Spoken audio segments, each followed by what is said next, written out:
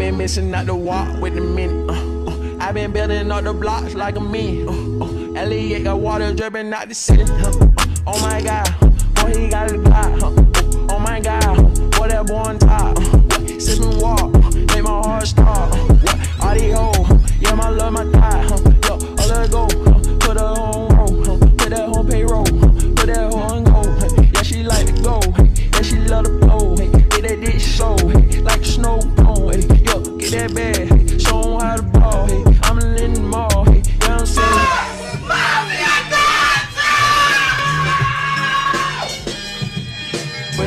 Give me a minute, yeah I need a minute. I'm in a minute, I'm need a minute. I'm gonna tell you, hey, Cardi B and Pippin, Cardi B and kick the shit in. Yeah, give me a minute.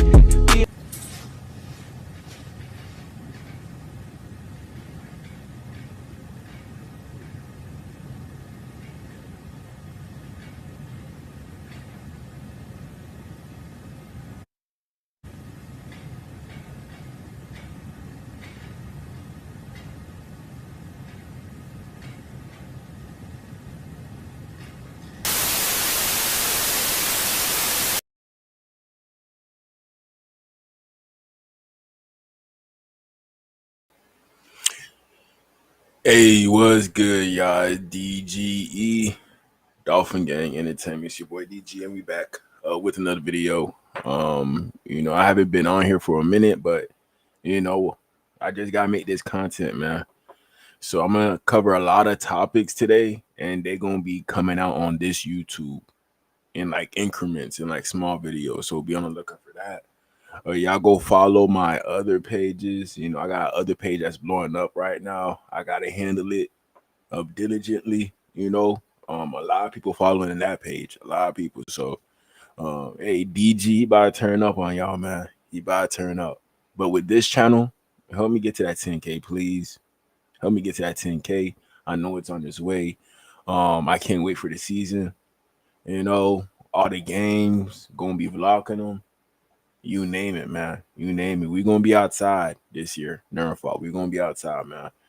This is going to be a late night one, but it don't matter to me. It do not matter to me. I'll stay up until 4 o'clock in the morning for y'all if I ain't have to work. But since I got to work, I can't do it for too long. But I'm going to do it for like 2 hours. We good for 2 hours. Shout out to my boy Cap. He already in the building. What's good, my boy? Much love. Much love. We just gonna be updated on everything that the Dolphins got going on right now. I think it's like mini camps, rookies involved with the veterans. So hopefully everybody meshing well in the locker room. I got some stuff with Chris Sims. I got some extra clips. So be on the lookout for all that. Be on the lookout. But first, the Dolphins, it seemed like they posted some things on their social media page. So we're just gonna check that out to see what they posted today. No volume. Who's that? Oh, that's Willie Gay right there. Yeah, that gotta be Willie Gay.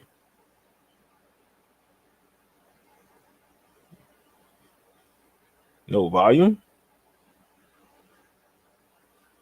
Okay. Hey, Willie Gay, he coming with that energy. I like that. Let's go. I like that right there. Oh, orange. Oh, hold on. Orange jersey. Who's 27? Ethan Bonner? Ethan Bonner? He got an orange jersey? Man, I'm over here thinking that Ethan Bonner off the team. For sure, he's not making this team. For sure. But hey, you got that orange jersey. You got that orange jersey. But based off history, we all know we can't take the orange jersey too serious. That's a good sign right there. That's a good sign. But, it don't mean that you're going to make the team if you get an orange jersey. Does not mean that. But shout out to Jalen Phillips, him getting an orange jersey. That's a good sign right there. Pretty good sign. A guy who's coming off of an injury. They go to offense. They go in goal. Armstead, come on, man. Armstead, come back, dog. Come back, Armstead. We need you. We need you. You know, but it looked like he lost a lot of weight already. If he come back, he gotta play like DN. He can't play tackle. He's too skinny. Back. Stay, baby. In the house. You know why I said? I said Stay. maybe Teron Armstead might pull a comeback. That's what I said on Twitter. That's what I said. If he does, man, it's over. I like our O-line already. I'm hearing that we might go and get Zedrick Wills. You know, he just waiting on us, I guess. And then on top of that, we come back with Teron Armstead, even though I know that's not going to happen. But I'm just saying, though, just a scenario. Just a scenario. Let me show y'all what I tweeted about that.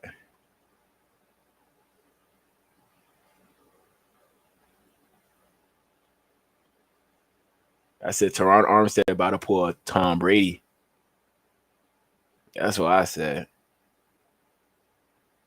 Because we still not sure about that left side, man. We still not sure. Maybe we could look at this and be like, okay, if Teron Armstead had confidence enough to retire, maybe there's hope right there for Patrick Paul in regards to him being good enough to take over that spot. That's what we're hoping for. But we don't know yet. We just don't know. Look at Tua, man. I'm not even going to lie. Tua look like a dog. I'm not going to lie. I'm not even going to lie. Tua look like a beast. You know, he got the locks, the tattoos. He look like an advanced Tua. He do. Tua don't look too bad, man. We just hoping that he could survive hard hits. We hoping that he can stay healthy. That's it with Tua. That's it. You know, Tua, he look happy. It don't look like he having bad practices. He wouldn't be smiling like this if he's worried about Zach Wilson. If he's worried about Quinn Ewers, he wouldn't be smiling. In the house.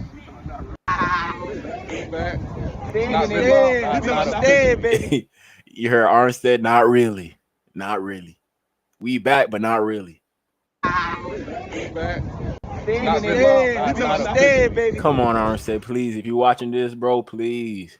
Like half a year. Half a year. If we look like we're gonna be a good team, Armstead, please come back.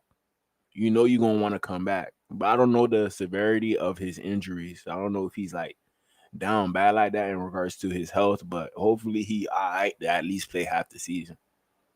Hopefully. In the house. You know, but the boy's looking good right now. You know, Waddle, he looks sharp. You know, A-Chain, he look fire. You know, Armstead, he looked like he lost a lot of weight, but you know, he looked like he rocked up solid. You know, even Tua look like he in shape. You know, Tua don't look half bad. You know, the braids they can make him look better. Maybe. You know that saying that they always say about players with long hair. You know, they usually end up being better players. Maybe who knows? You know, this is like the Super Saiyan Tua. Super Saiyan. You know what? Goku. What's after Goku? Super Saiyan Goku. He got a whole bunch of different levels. So we hoping that the levels that we seen of Tua, we hoping that there's more there in regards to those levels. That's what we hoping for. In the house. Baby. In the house. That's crazy. Baby. In the house. The boys, they back, man. The boys, they back. Hey, baby. In the house. But the only reason why Teron Armstead could be out here is to help out with the young guys. You know, he probably came out here, help out Jonah one-on-one personally. You know, and we got to thank him for this, to be honest. You know, he could have been back at Louisiana where he was originally at, you know, with the Saints. could have been doing this for the Saints, based off the circumstances of him going to the Miami Dolphins. It's understandable in regards to him doing it now, but I think he gonna be that guy that our O-line looks up to for years to come. That's what I think. So Teron Armstead, he gonna be that guidance in our O-line room. That leader still, even though he's not playing, he gonna be a leader in that room. Yeah, we gonna stay, baby. In the house. They go to receivers. It look weird without Wes Welker, man. It look weird without Wes Welker. It look like we added a little bit of size. Just a little bit. Nothing too crazy. Like we got a 6'4" guy, a few 6'3", 6'2" guys. I want to see at least one 6'7" guy. At least one. Don't rely on the tight end room. Even in our tight end room, we don't got a guy who's like 6'7". Jonnu Smith, 6'3". Farrell Brown, 6'5". After that, Tanner Connor, Hayden Rushi. None of them boys 6'7". Just shout out to the receivers, man. Who got that red jersey? 83. Who was that? Washington? But he's still hurt? That red jersey mean like there's still something wrong with him. That's what that mean. But we hoping that we get to see Taj Washington this year. We seen Malik. Let's see Taj. Let's see what he's worth.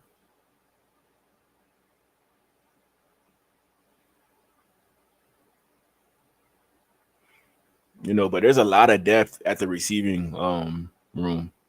A lot of depth. There go Jordan Phillips. Oh, big guy. Chubb. Okay, Chubb moving like that. Okay. Oh, Chop.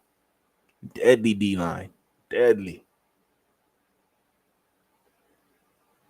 Even if the Dolphins are not good this year, our D-line going to be good. Our D-line going to be good, man. I have a good feeling. Let me look at the depth chart real quick. Miami Dolphins depth chart player profiler.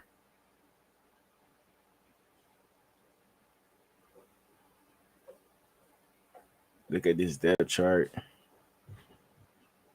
Tyreek, Waddle, Malik, Nick Westbrook, Akine. Like these top four right here, off rip, we know that they making the team. We know that. Everybody else is a question mark. I'm hearing Theo Weiss. He been looking good out there. That's what I've been hearing. Izukama, we seen little clips of him here and there. We gonna see what he does. We know that he gonna ball out during preseason, but we just hoping to see if he could at least make the 53. We're hoping to see that. Taj Washington, he's still in that injury jersey, the red jersey. So we're gonna see how this season plays out. Dwayne Eskridge, we took him from the Seahawks, and the Dolphins kept him on the roster ever since. They don't have the Armstrong dude here. They don't. That's the 6'4" receiver I'm talking about. Akine, he like 6'2". Theo Weiss, he like 6'1", almost 6'2". So we got a little bit bigger, but not the size that I was looking for. But I'm okay with it. I'm not complaining.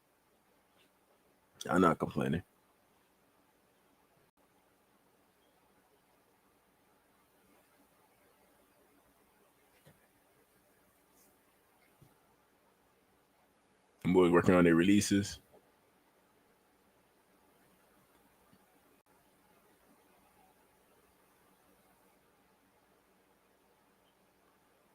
Good job by Chop staying low.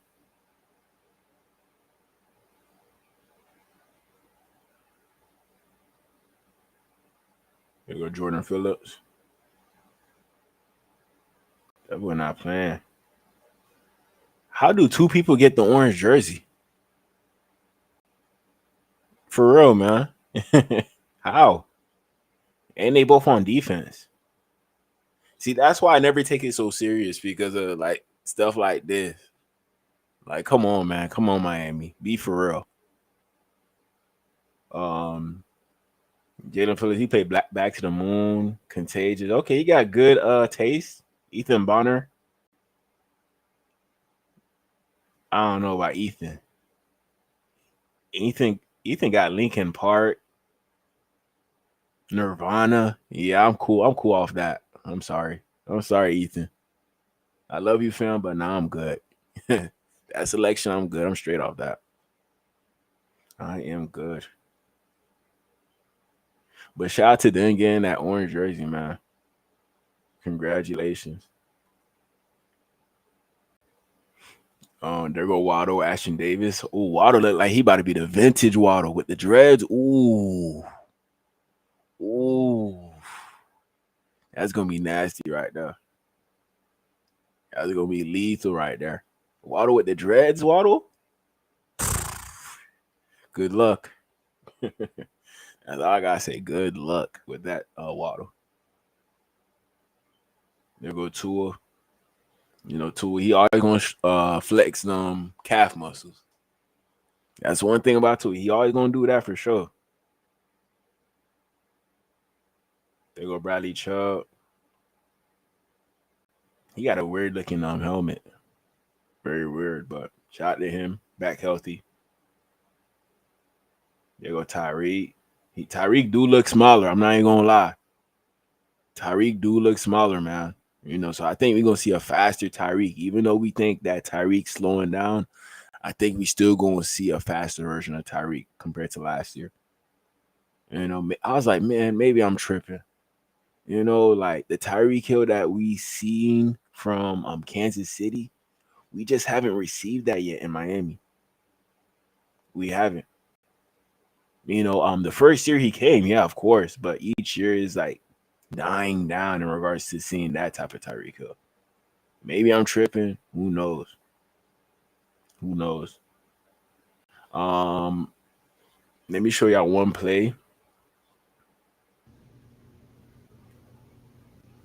See, like right here, might be Daniel. Like, this is a good play to call with Tyreek. Look, Tyreek here, he's here at running back. He's here. Look what Tyreek Hill does at running back. Why don't we ever like do this? The only reason why we would put Tyreek Hill there is to block. That's the only reason why.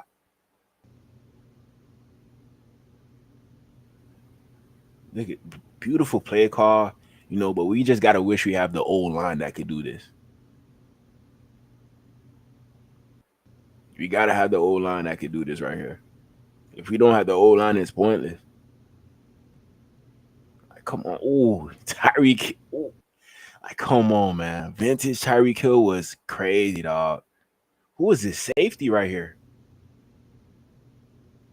Oh, damn. I think that's Kevin Byard. Yeah, took his ankles.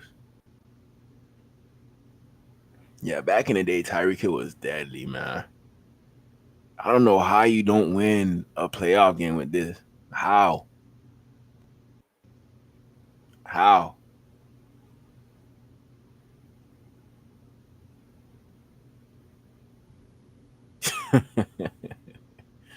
Man. Hey, y'all say a prayer for that safety, man. That guy, his ankles took like that. Ooh, excuse me. But he probably got cut right after this play. Probably got cut.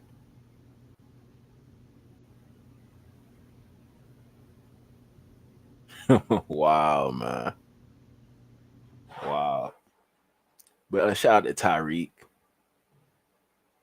doing this thing. There go Jalen Wright, the monster. Look like he stayed the same size. Doesn't seem like Dolphins told him to do anything different. Probably get a little bit faster, most likely. But he should be a good running back this year. You got Cam Smith. Okay, he look like okay.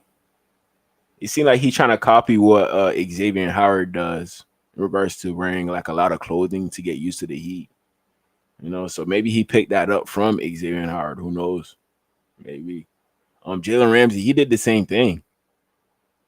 Jalen Ramsey did the same thing. So maybe they're passing the torch down to Cam Smith. You know, Cam Smith, he's a sleeper. He's a sleeper, man. You know, the highest upside, the low, how should I say it? The lowest downside, I don't know. But it seems like Cam Smith, he could be an all-pro player, or he could just be a player that could get cut. Like, he's in a wide range of outcomes in regards to what could happen to him this year. But we hoping that he could turn into that second-round pick. You know, it seemed like Chris Greer was locked in with his best friend, you know, at South Carolina. So that kind of put a good word in for him. A very, very good word. You know, but I still got faith in Cam Smith, man. I like this take coming out of South Carolina. I really liked it. He should be at least a cornerback 2 in the NFL based off the upside. At least a cornerback 2, and that could definitely help us at this point. You know, so I'm really hoping Cam Smith rises from above and ends up being that one cornerback that we could rely on to cover anybody's receiver number 1. Not everybody's, you know, he might get beat by Jamar Chase, you know, the top tier receivers in the NFL. But, you know, just as long as he could hold up strong and not get bullied out there, I'm cool with that. I'm cool with that. I don't know who this is. Kamara? Yeah, probably Kamara. There go Alexander Madison. Look at that boy with the diamond chain on. There goes Tariq Black, cornerback. I forgot this guy's name, 23. That might be Cooper. That might be Cooper. There go Eskridge. Good catch by Eskridge.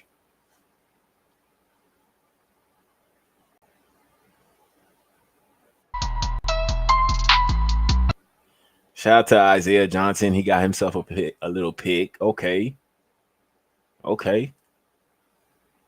You know, I don't know if this means that he gonna make the team, but you know, shout out to Isaiah. He was making plays last camp. He was, but they ain't end up keeping him. They cut him like the last day or the day before. You know, if he does make the team, shout out to him. You know, very big cornerback, 6'2", you know, long arms. Probably not the fastest, you know, but if he works on that, you know, he should be a piece in the cornerback room. Most definitely. But good pick by him, man. Good pick by him.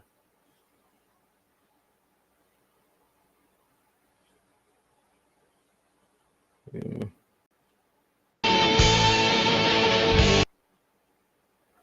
You go Jalen Phillips. You look a little smaller. You do.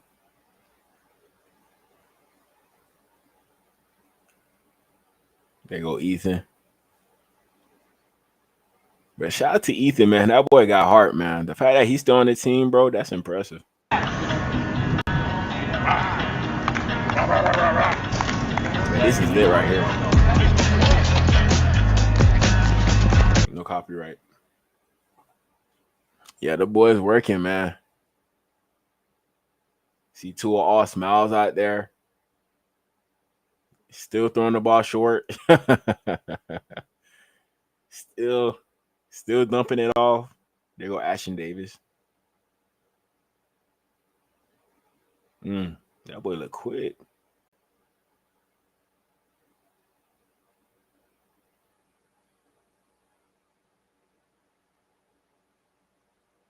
Oh yeah, that shit look clean. Ooh.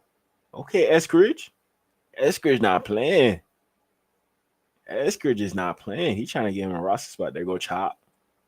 There go Patrick Paul. Hey, we need y'all boys to hold it down for us, man. For real.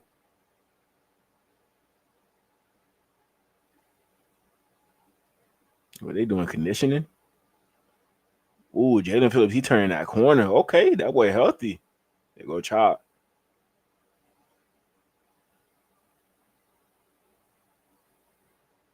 Yeah, them boys grinding, man. Like, y'all, these two guys right here, Y'all don't know their importance to the Miami Dolphins, man. You don't know the half, man. You don't know the half. You know, Patrick Paul, you got that 52, man. That's Ray Lewis number. You got to ball out this year, fam. Got to ball out. Chop Robinson, I don't got to say nothing to him. He good. He good. I know what he going to do this year. I know. Patrick Paul, you the one I got a question. You are the one, man. Oh, there go Jason Maitre. Another Dolphin. Is he on the Dolphins right now? I'm not too sure.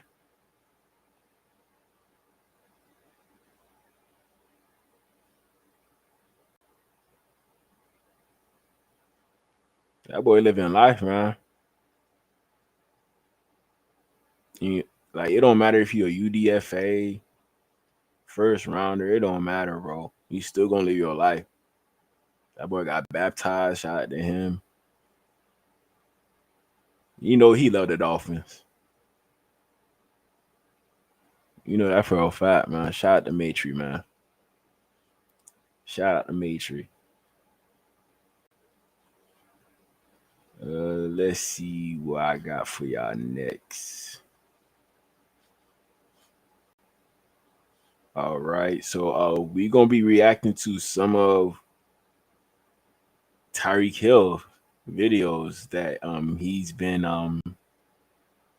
mentioned in. Gonna put that out right now. Tyreek Hill said he's gonna go for 2K. You know, all that. That's what Tyreek Hill said. That is what Tyreek Hill said. First video. We have Tyreek Hill on a party bus with like Aiden Ross. You know, let's check out what he said on this first one. It's a fucking T, bro. The Bills. I don't fuck with the Bills. Yeah. Fuck every time when I used to play in Kansas City, bro, it was always fuck the Bills every time we played against them. And we fucked them up every time. Damn. But in Miami, it's the same thing too, though. But like 10 times harder. It's fuck the Bills all day. All they want to do is jump through fucking tables because they got fucking CTE. Stupid ass fans. Gotcha. Oh, the fans. Fans are stupid as hell. Oh my god. Damn, you know. Tyreek, we can't say nothing to the Bills, bro. We 1-6 against the Bills, bro. We 1-6 against the Bills, Tyreek. What can we say to that team, bro? They got our hand. We gotta beat them this year. We cannot get swept by the Buffalo Bills. If we get swept this year by the Buffalo Bills, they own us. Officially. Officially, bro. If we get swept by the Buffalo Bills this year, change the name from Miami Dolphins to Buffalo Dolphins. You might as well just do it. Like, come on, man. We getting bullied by the Buffalo Bills at this point. If we get swept this year, we're getting bullied. Like the fans? What about Mahomes? That's my dog. Yeah. Which Mahomes? Jackson or Patrick? It's a fucking T, bro. Bro, Miami Daniel was allowing this? I can't believe it. The Bills. I don't fuck with the Bills. Yeah. Fuck every time when I used to play in Kansas City, bro, it was always fuck the Bills every time we played against them. And we fucked them up every time. Damn. But in Miami, it's the same thing too, though. But like 10 times harder. You know, it's like one thing to call out a team, you know, but with Tyreek Hill calling out the Buffalo Bills like this, maybe this means that he sees what we don't see in practice, and he has confidence in this team being able to go toe-to-toe with the Buffalo Bills. You know, he sees the new pieces. He sees them. Maybe he likes the quarterbacks. Who knows? Who knows? But we're going to find out this year. We definitely going to find out. You know, it don't really bother me no more whenever Tyreek Hill does something to clickbait, because I already got Tyreek Hill figured out. It's just some of the off-the-field antics I don't know. But, you know, at the same time, I know the value that this guy brings to the team. I know the value. We're not winning no games if Tyreek Hill is not on this team. We're going to win some games, but we're not going to win as much as we would with Tyreek if we ain't have him. But yet fans are open to trading him. I wonder why. Fuck the Bills all day. All they want to do is jump through fucking tables because they got fucking CTE. Stupid ass fans. Gotcha. Oh, the fans. The fans are stupid as hell. Oh my god. Damn, you don't like the fans? What Damn. about Mahomes? That's my dog. Which Mahomes? But like Tyreek, when you do this, you're putting a target on the Miami Dolphins' back to beat the Buffalo Bills. And on top of that, Buffalo Bills players gonna see this and they're like, oh, Tyreek Hill, he talking like this about us. All right, bet. You're gonna give them that extra motivation to beat us next year. Even though we need them to be not motivated so we can have a chance to beat them. Now you saying this on a live stream. You know, I love you, Tyreek, but come on, man. Come on, man. Too much information. Too much information. But at the same time, I know he getting a bag. Like Aiden Ross, he just be giving out bags to people who come on his stream. Oh, let's go shopping. All that. That's what Aiden Ross does. That's what Aiden Ross does. I think they're going shopping right now.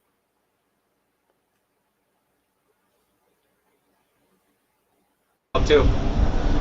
You like Caleb Williams? He's good as fuck too. Now that he's gonna be real good in the future, bro. For real. CJ Stroud. He sounds so confident about Caleb Williams, but you know, we don't hear nothing about Tua. You know, he said that meaningfully, like from the heart. You know, he had to put something down to say that right there. You like Caleb Williams? He He's put good his as fuck phone down too. to say that. Now that Yeah, he put his phone down and said, he said, now that. Now that's a quarterback. he's gonna be real good in the future, bro. For real. CJ Stroud. With him and DJ Moore, gonna be real good in the future. What about you like Caleb Williams? He's good as fuck too. You know, I'm taking that with a grain of salt, you know, whatever. But at the same time, I do think that Caleb Williams, he going to snap this year. Him, Ben Johnson, DJ Moore. They got the kid from Missouri, Swift. They got Monangai from Rutgers. That was a good running back last year in college football. Pretty good old line. You know, they got everything. They do got everything. Now that he's gonna be real good in the future, bro. For real. CJ Stroud. With him and DJ Moore, gonna be real good in the future. What about you like Tyreek Hill said it. Tyreek Hill said it. say you got traded? So on this clip, I don't know if this is true or not. You know, I kind of look at this clip confused because somebody was saying that Tyreek Hill got traded. And then I seen this, I was like, maybe it's true, but I'm guessing it's not true because I didn't really hear nothing after that. They're saying you got traded. Let's go. You're lying. What the hell? Dude, hold on. Miami Daniel gotta be watching this, dog. Miami Daniel gotta be watching this. But one thing about Aiden Ross, he kind of reminds me of Mike McDaniel, man. He kind of does, to be honest. So this is probably how that relationship is between Tyreek Hill and Mike McDaniel. Probably just like this. They're saying you got traded. Let's go. You're lying. What the hell? Dude, hold on. I don't know. It's just a lot of clickbait stuff happening on this live stream, you know. But I just wanted to hear everything. They're gonna be. Here's what Tyreek Hill had to say about Travis Hunter. Yo, Tyreek, what do you think about Travis Hunter? They're gonna be ass. Yo, Tyreek, what do you think about Travis Hunter? They're gonna be ass. It's just clickbaiting, bro. I'm pretty sure Travis Hunter probably hit him up right after this stream and was like, hey, what's good, Tyreek? Oh, bro, you know you're going to be good. Like, you know, they know this is going to get clicks on the video. You see, look, I'm watching the video now. If he had never said that, I would have never be watching this video. You know, so them boys smart in regards to how to go viral, and they go take advantage. You know, and on top of that, they got a large following. You know, so don't really fall for everything that Tyreek Hill does. A lot of this fan base really does fall for everything that Tyreek Hill do. Everything. Yo, Tyreek, what do you think about Travis? Yo, really, bro? Like, this is your wide receiver one right here. This is Tyreek. This is your wide receiver one. Yo, really, bro? Yeah. You know what we gotta do? What? Yo, really, bro? Yeah. You know what we gotta do? What? Yo, really? I don't know, man. Like this year is gonna definitely dictate in regards to how much of a legend Tyreek Hill is. I'm pretty sure he's already a Hall of Famer, but this year is really gonna solidify if he's like really like that or if he's just okay. You know, one of the top 20 receivers of all time. You know, if he put up at least 15 this year, you know, get at least 8 touchdowns, man, I think that he'll be in that top 10 discussion all time. I think so. You know. Really, bro? Yeah. But when he do like this, it make you think different. Like, yeah, Tyreek Hill, he not going to the Hall of Fame. It's crazy, man. But Tyreek, he a kid at heart. That's one thing I could notice based off his personality. He definitely a kid at heart. It's wild and odd. Come? You guys coming to the first game? I promise you, I got the suite. Wait, can I come? Who you playing first game? You can't leak it. Don't leak The it. schedules are out, bro. The schedule's Oh, already schedule's out? Who you play? I don't know, bro. Oh. Damn. Tyreek don't even know who we gonna play. Wow, man. You know, when you got too much BMs, you know, too much on your mind, you can't even focus on the schedule. Too much BMs, dog. You guys coming to the first game? I promise you, I got the suite. Wait, can I come? Who you playing first game? You can't leak it. Don't leak The it. schedules are out, bro. The schedule's Oh, schedule's out? Who you play? I don't know, bro. Oh. Damn. You give a fuck who you're playing? I'm excited. You guys coming to the first? How you don't know, Tyreek? How you don't know? Miami Dolphins schedule 2025. Dolphins will play the Bears on August 10th at 1 p.m. Okay. First game is against the Colts away. I doubt Aiden going to that game. Aiden probably going to this game. Yeah, he probably going to this game or maybe this game on October 12th. Either one of these two. You know, it's definitely going to be a fun fall. And, you know, I do see a big future for myself, man. You know, recording these games, man, this is going to be a lit fall, man. Most definitely going to be a lit fall. But Tyreek, how you don't know who we going to play the first game, dog? Like, come on, man. Be for real, man. Come on, I Tyreek. promise you, I got the suite. Wait, can I come? Who you playing first game? You can't leak it. Don't leak The it. schedules are out, bro. The schedule's Oh, schedule's out? Who you play? I don't know, bro. Oh. Damn. You give a fuck who you're playing? I'm excited. You guys coming? It's wild, dog. This is Tyreek saying that he want 2K this year. 2K. 2,000 yards? Fam, you forgot that we got all these other weapons that we got to feed the ball to? A-Chain, Waddle, Westbrook, Akine. You don't care about none of them boys, huh? You want to put up that 2K. You don't care. You don't. I need 2K this year, dog. He said, I don't care. I don't care. I don't care about Waddle. I don't care about Jonnu Smith. I need 2K. That's it. That's it. I need 2K this year, dog. Okay. That was the mindset when I first got to Miami. We got out there. So, here we are. I'm about to put some work in every day. All right. While still going to OTAs, though. He said you about to put work in every day. Hopefully you are, Tyreek. Work the left foot, Rick. Let's leave the right foot out of this drill. I need 2K this year, dog. Okay. That was the mindset. Hopefully Mike McDaniel's seen this video, man. Hopefully he has seen this video, dog. That's insane. Tyreek Hill still asking for 2K. You know, I thought after last season, no way he's asking for 2K this year. No way. But he's still asking for it. So we're going to see what's going to happen. You know, but I shall say this: when we were force feeding Tyreek Hill the year before, we had better luck with our schedule in regards to us winning more compared to last year when we didn't force feed Tyreek. We couldn't make nothing happen. So maybe us force feeding Tyreek is what it will take for us to actually get farther than we have, you know. But we're gonna see. We're gonna see. I said when I first got to Miami, we got out there. So, here we are. I'm about to put some work in every day. All right. While still I'm working every day. Let's work the left foot, Reek. Let's leave the right foot out of this. Let's shout out to Tyreek getting that working. Here we have Ashton Hall. He's saying that he could beat Tyreek Hill in a race. Who? Tyreek? Yeah. Tyreek Hill? Yeah. He don't want to smoke. Tyreek Hill is not ready.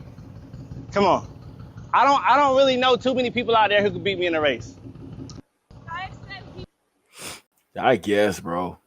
I guess I still got Tyreek over Ashton Hall. Ashton Hall, he got a little bit of size on him. You know, used to play football at Alcorn State, I believe. Alcorn State. If I'm not mistaken, I'll search him up real quick. Because he blew up out of nowhere after that morning routine. I don't know if y'all know him.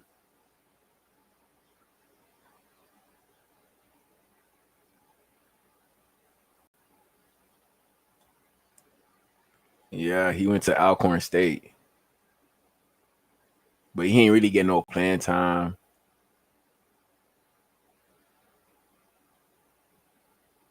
He's from Jacksonville. You see, like 6 attempt, 8 carries. That's crazy right there. That's crazy. But come on, man. Come on. Look at how far you made it with football and Tyreek. And you think you're gonna beat Tyreek Hill in a race? Come on, Ashton. Come on, Ashton.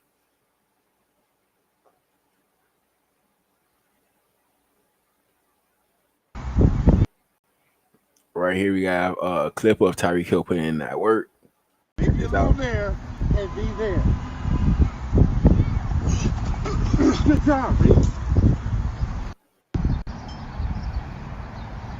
Whatever it is, it's a touchdown.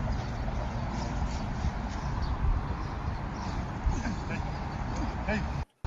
Yes. Man, that boy too quick. That's what I'm talking about. Okay, Tyreek. If you lose there. Good job, Reek.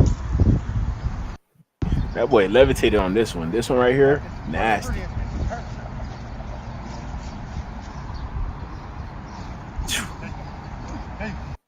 It's so smooth. That's what I'm talking about. That's what I'm talking about. I ain't trying to. If you lose But the only problem with Tyreek right now is the wrist. That's it. The speed, it seemed like it's still there. Seemed like he still got it. It's just the wrist and him catching. That's the only thing we got to worry about this year. Only thing. We know Tyreek Hill, you're going to get over 1,400 for sure. That's off rip. At least 6. Based off how you looking right here, at least 6 touchdowns. At least. Straight, bro. Are you healed? How's your hand? I'm straight, bro. I'm solid, bro. I'm getting back healthy. I'm about 8 months out. I need you to lock in, brother, season. My parlays, you know what I mean? Bro, I know you got me. I know you got me. I know. This year I got to move different, bro. I know. My parlays, you know, fuck, I'm a bad sports. Hey, shout out to Aiden Ross, man. Looking out for the parlay community, man. Thank you, Aiden Ross. You know, so many times I bet it on Tyreek Hill to go over 100. He didn't put that up.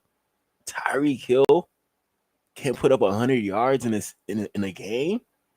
Impossible, man. Impossible. But hey, Aiden Ross, he calling it out. You don't want to lose parlays this year. I don't want to lose parlays this year either. I don't. So Tyreek Hill, you're going to need at least 100 from you each game. At least 1 touchdown. At least 1. Are you healed? How's your hand? I'm straight, bro. I'm solid, bro. I'm getting back healthy. I'm about 8 months out. I need you to lock in, brother, season. My parlays, you know what I mean? I need you to lock in by the season. I know you got me. I know. This year I got to move different, bro. I know. My parlays, you know, fuck, I'm a bad sports better. The crazy part is, bro, I let so many people down last year, bro. I let myself down too, though. I'm just not like like holding on to the standard of like what kept me in the league and just what kept me being like the #1 player. So I know. Mm-hmm. Are you healed? How's your hand? I'm straight, bro. I'm solid, bro. I'm getting. Man, Aiden Ross asking the same question. I would have asked him if I seen Tyreek Hill right now. I would have asked him about that wrist. Are you okay? You good with that wrist? That's the first time I asking Tyreek. And then boom, once he say that he good, okay, bet. Now I know, like I could trust you on my parlay slip. Now I know. Getting back healthy. I'm about 8 months out. I need you to lock in, brother, season. My parlays, you know what I mean? I know you got me. I know That's you got me. I funny, know. dog. This year I gotta move different, bro. I know. My parlays, you know. Fuck, I'm a bad sports better. The crazy part is, bro, I let so many people down last year, bro. I let myself down too, though. I'm just not like holding on to the standard of like what kept me in the league and just what kept me being like the #1 player. So I know. Are you healed? How's your hand? I'm straight. That's crazy, Tyreek. I'm dealing with. We all remember this day about Tyreek. We all remember this. You injured, or what was the deal with that? Yeah, man. So all season I've been dealing with, a little issue, and so Was it the left wrist that? right, so coach kind of pulled me out. How would you describe this season for you now that it is over? Oh, season was great, man. I had my daughter, so that's a plus for me. I'm happy, I'm blessed, man. And when you say coach pulled you out, Mike McDaniel pulled you out because your wrist was injured? Just one of those issues, man, that like, when you look up at the scoreboard, Chiefs are, down, and it's like, okay, so. How do you feel about not getting to 1,000 yards this season? I mean, it is what it is, man. It's life, man. I feel like Yeah, that's sad right there. That Tyreek Hill couldn't even get 1,000 last year. At least 1,000. Come on, Mike. Come on, Mike. At the end of the day, there's a lot of things that, I need to reassess, about, my career and, just see what I need to do, to continue to get better, as a player, so I can continue to like reach that 1,000-yard mark. So it is what it is. What do you think is the biggest reason the team finished 8 and 9? I would say for me, man, as a captain, it was a tough season, man. It sucks, man, missing QB1, man. It really hurts a lot, man. Not having him, but Snoop did a great job of filling in whenever he learned the offense, getting us going. But whenever you're missing, your franchise player, man, it kind of sucks. So. But sometimes when you're a good player like Tyreek Hill, it shouldn't matter who out there at quarterback. Tyreek Hill, a receiver like Tyreek Hill, should make any quarterback better, to the point where there's still a chance to win the game because you got Tyreek Hill out there. You got Jalen Waddle out there. You got Devon Achane out there. So. As a captain, what is the message you have to these guys in the offseason, and you won't feel this at the end of the season next week? I don't even know, bro. This is my first time I haven't been in the playoffs, man. So, I mean, for me, like I said, man, I just got to do what's best for me and my family, dog. If that's here, or if that's wherever the case may be, man, I'm finna open that door for myself, dog. As I'm opening the door, like I'm out, bro. So it was great playing here, but how you say this and not expect everybody to think that that you're trying to leave the team? Sometimes Tyreek Hill, he'll say something with no remorse, no regard. He'll probably regret it, a little while after that, but then he'll probably just turn back to a good person, So, yeah, like me, I don't have nothing against Tyreek Hill. Maybe y'all do, but me personally, I don't. But at the same time, you got to clean everything up off the field because you're such a great player. No need for the antics. No need for this. No need for that. Your talent alone speaks for itself. We don't got to see everything else. And on top of that, if you, hone in on your talent, that could probably help you get that ring. You know, like Tyreek Hill, he's a very good player, but there's always room for improvement. Maybe there is another level that Tyreek Hill can reach, you know, but maybe he needs that motivation to reach that level so we could get a different version of Tyreek. Maybe that version of Tyreek is the 2K Tyreek, the one that's locked in, focused, going to practice every day, not going late, you know. Like, come on, man. Like, be such a good receiver to the point where it don't matter what O-line we got. All Tua got to do is throw it up to you, you going to catch it. Be that type of receiver because you know that the O-line not going to be able to hold up, you know, for too long, especially with Teron Armstead being out. You know, so now it's your time to step up and know, like, okay, bet, let me get open more consistently, you know, on these passing plays, just so I can make sure I'm making plays out there for my team and I'm hiding the flaws in my old line. You know, that's how you step up and become a leader, especially with Tyreek Hill and how good of a player he is. He could easily step up and do that. You know, come in, get 250 yards a game. But that's on the coaches to let him do that. You know, but if it comes down to it for us to win games, we got to force feed Tyreek Hill, then shoot, so be it. We might as well. We seen what happened last year. We try to give everybody the ball. You know, not everybody really doing what Tyreek Hill doing with the ball. Maybe Waddle, you know, Devon A-Chain, Jonnu Smith, everybody else, not really. Not really. You know, at the end of the day, bro, I got to do what's best for, you know, for my career and, you know, what's best. Because I'm too much of a competitor to be, you know, just out there. Mean you thinking about leaving here? If it is, hey. Yeah. Yeah, Tyreek, you fell into that trap, man. You're not supposed to answer that question right there, Tyreek. You're not supposed to answer it. I wanted to show y'all this. Jalen Ramsey talking about Tyreek Hill back in the day. This is funny. This is funny. Forward to playing their offense, seeing our defense against their offense. I don't like how, you know, whoever has made it a matchup, me against Tyreek. He's good for what he does for their team. You know, he made All-Pro as a return specialist. Let's get that right. As a return specialist his rookie year. He went to 2 Pro Bowls as a return specialist. Tyreek Hill getting babied by Jalen Ramsey, man. Getting babied, man. 2 years, I made All-Pro in my position as a corner. Went to the Pro Bowl as a corner. So it's not a wide receiver versus corner matchup. Get that out of the way off back. I'm surprised them boys ain't fight after this, bro. This is disrespectful right here, but Jalen Ramsey, he definitely changed. He a better person now. But back in the day, Jalen Ramsey, he was a savage for real. That boy was a hothead. But forward to playing their offense, seeing our defense against their offense. I've lost so much. Here is some more clips of Aiden Ross talking to Tyreek Hill about his parlays. Nah, I gotta ask you a question on God. I've lost so much money to field goals.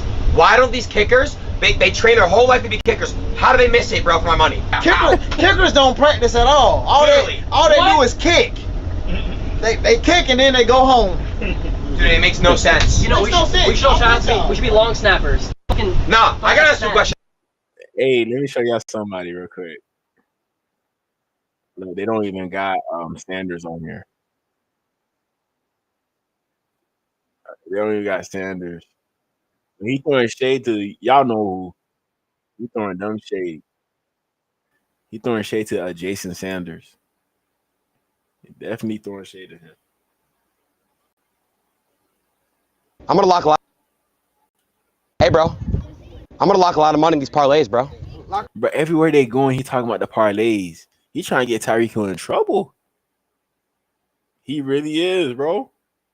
Come in, bro. Promise? See, look, your teammate ain't locked in. Hey, Neon, throw him the ball, bro. Hey, listen, Tyreek, if you don't sell my parlays this whole season, I'll buy you a car. What kind of car, though? A Lambo. 20 people. Okay, wait. And have I? You've done it. He better not sell our parlays. Bet. We can lock that in. Hey, bro. I'm gonna lock. So Tyreek Hill, he gonna get that 2K, and he probably gonna get a new car from Aiden Ross. Aiden Ross, he'll buy that for real. He got money. He got money. I don't know if y'all used to the streaming world, but this guy got money for real. Hey, bro. I'm gonna lock a lot of money in these parlays, bro. Lock him in, bro. Promise? See, look, your teammate ain't locked in. Hey, Neon, throw him the ball, bro. Hey, listen, Tyreek, if you don't sell my parlays this whole season, I'll buy you a car. What kind of car, though? Wild. A Lambo. 20 people. Okay, bet. And have I... You've done it. He better not sell our parlays. Bet. We can lock that in. Hey, bro. Hey, Aiden Ross, he's speaking for all of the USA when you talking about them parlays with Tyreek. You are. Thank you. Appreciate you, for real. Shout out to John Christoph. I found this funny. He said, anyway, found our new wide receiver to replace Tyreek Hill.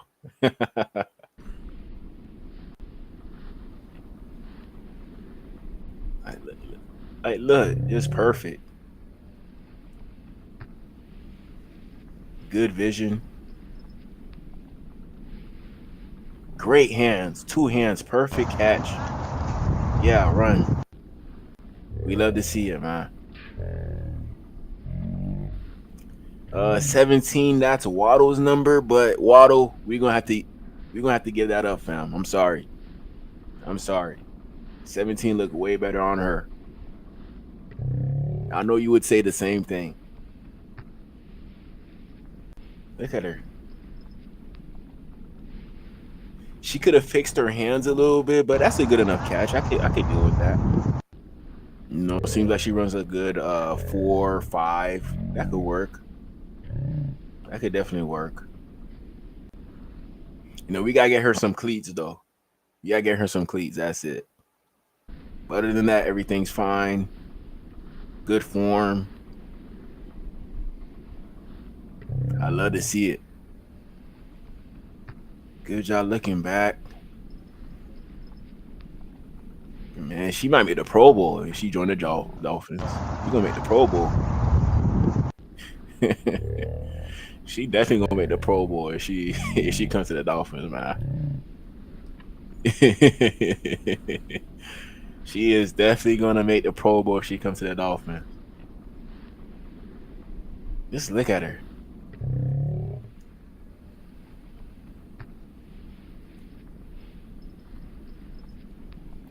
Miami Daniel, I hope you're watching this.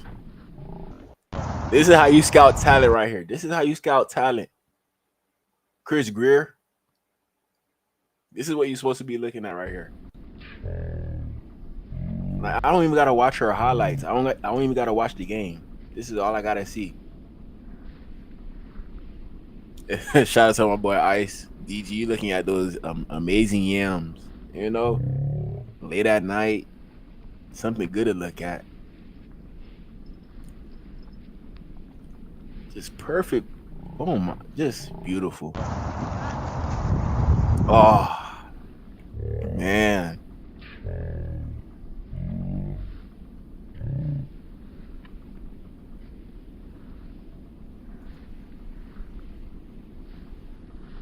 I don't see nothing wrong. I'm trying to find something wrong, but I can't. I'm sorry.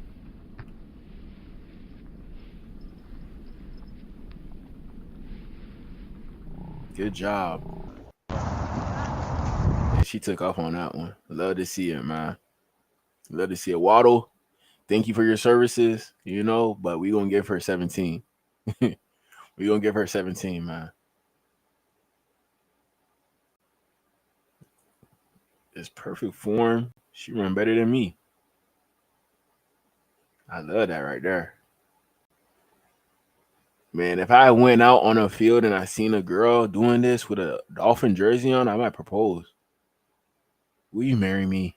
You know, you don't ask for too much in life. But when you see this, it's like, man, there's so much great things out there.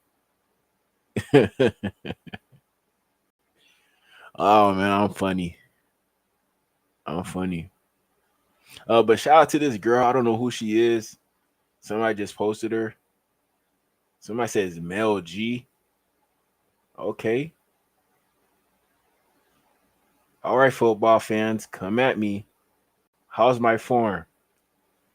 Perfect. That route was ass. I know, right? Nice form, great job getting ball at its high point, but damn, you're slow. Okay, at least he's being honest. Got to work on my speed. Y'all see her catch that fish. And she commented back. She's sending hearts too? Okay, she might be easy. Form is good. Outfit is better, thanks. Damn, God, the cheeks, yum. Immaculate. Baby got that dolphin tail. Looks real good. Form is good. Glutes are good. Perfect. Those legs. Perfect form. Might need to tackle you. All these dudes playing games. I know her DM's flooded right now, kid. I know her DM is flooded.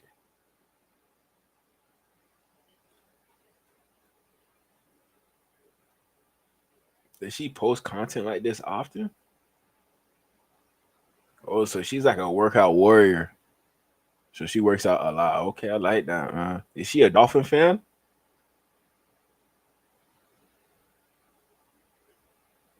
I don't see Dolphin in her bio.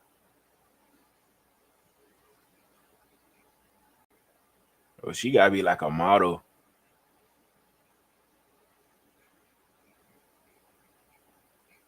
I just want to know if she a Dolphin fan.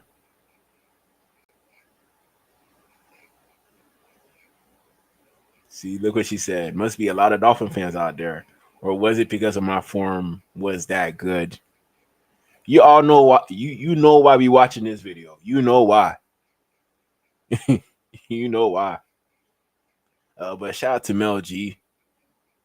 You know, beautiful video. Beautiful, beautiful video. I love it.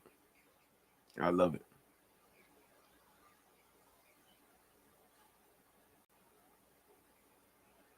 Here we got Tyreek Hill. He told Aiden Ross to streak naked at an NFL game next year.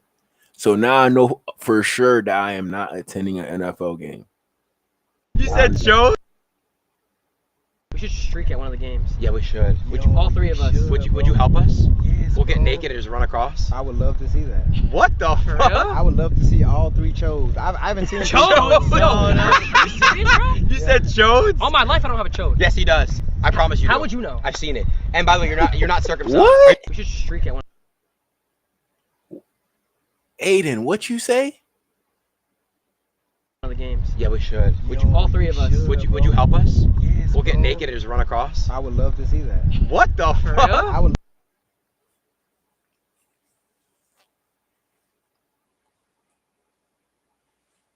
Tyreek. You said what, Tyreek? You said what, Tyreek? I can't believe this. Ain't no way, man. Ain't no way, man. We should streak at one of the games. Yeah, we should. All three of us. Would you help us? Yes, We'll get bro. naked and just run across. I would love to see that. What the fuck? I would love to see all three chodes. I haven't seen Chodes? No.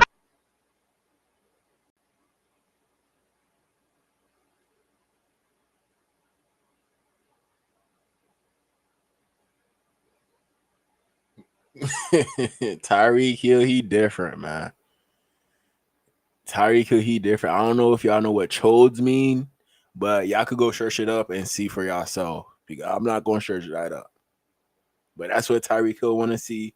You know, it seems like Aiden Ross seen neons before, seeing that it wasn't circumcised.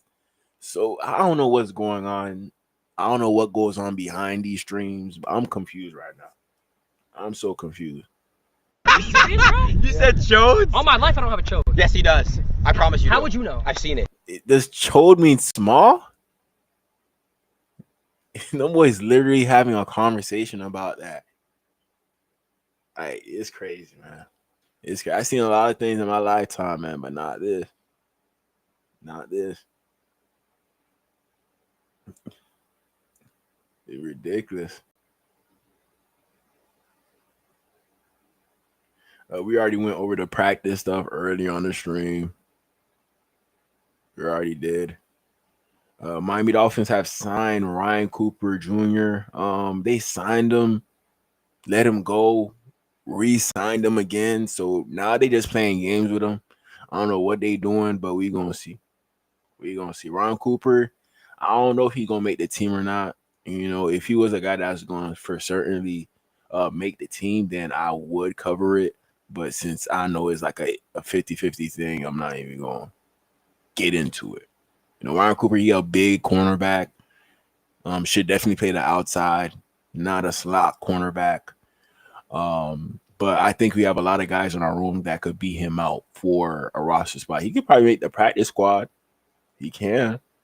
But the roster, I'm not too sure about that with Ryan Cooper. Not too sure. Was a good player in college, prototypical size for a cornerback, but I like some of the cornerbacks in our room a little better than him. A little better. I also wanted to check up on the status of Cedric Wills, man. Tua's old tackle that he played with at Alabama, man. He's available still. Still available. I feel like this is a guy that the Dolphins could definitely work with. Hopefully he's not asking for too much money. He should be a stable piece. Hopefully he could give us a discount because he know this scheme is a scheme fit for him and the type of player he is. He'll definitely fit, become a better player with the Dolphins. Up his game up a little more. I think the Dolphins could be a very good fit for Cedric Wills. At this point, I think that he's definitely a Dolphin.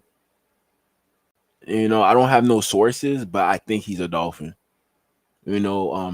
Since he hasn't signed up until this point, I think the Dolphins are the team that's going to get him. The only person that we signed was Cedric Wills. No, not Cedric Wills. James Daniels.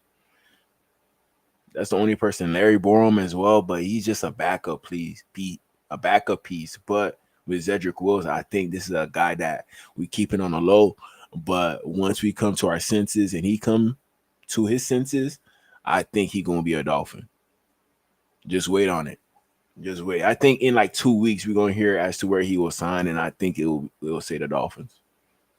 I think so. Here we got Cedric Wills against James Houston, arguably a Hall of Famer. I don't think he won a. I think he won a ring with the Chiefs, maybe. I'm not too sure, but this is him up against a Hall of Famer, so this is pretty good film to watch. Pretty good feet for a tackle. Good hand usage.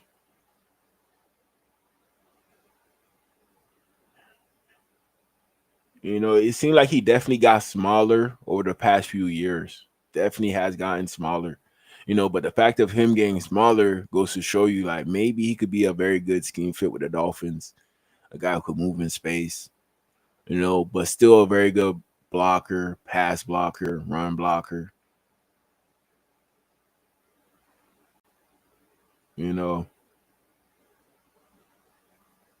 Plus, with our offense, sometimes all you gotta do is be in the way. You don't have to be the best blocker. You don't have to be the strongest.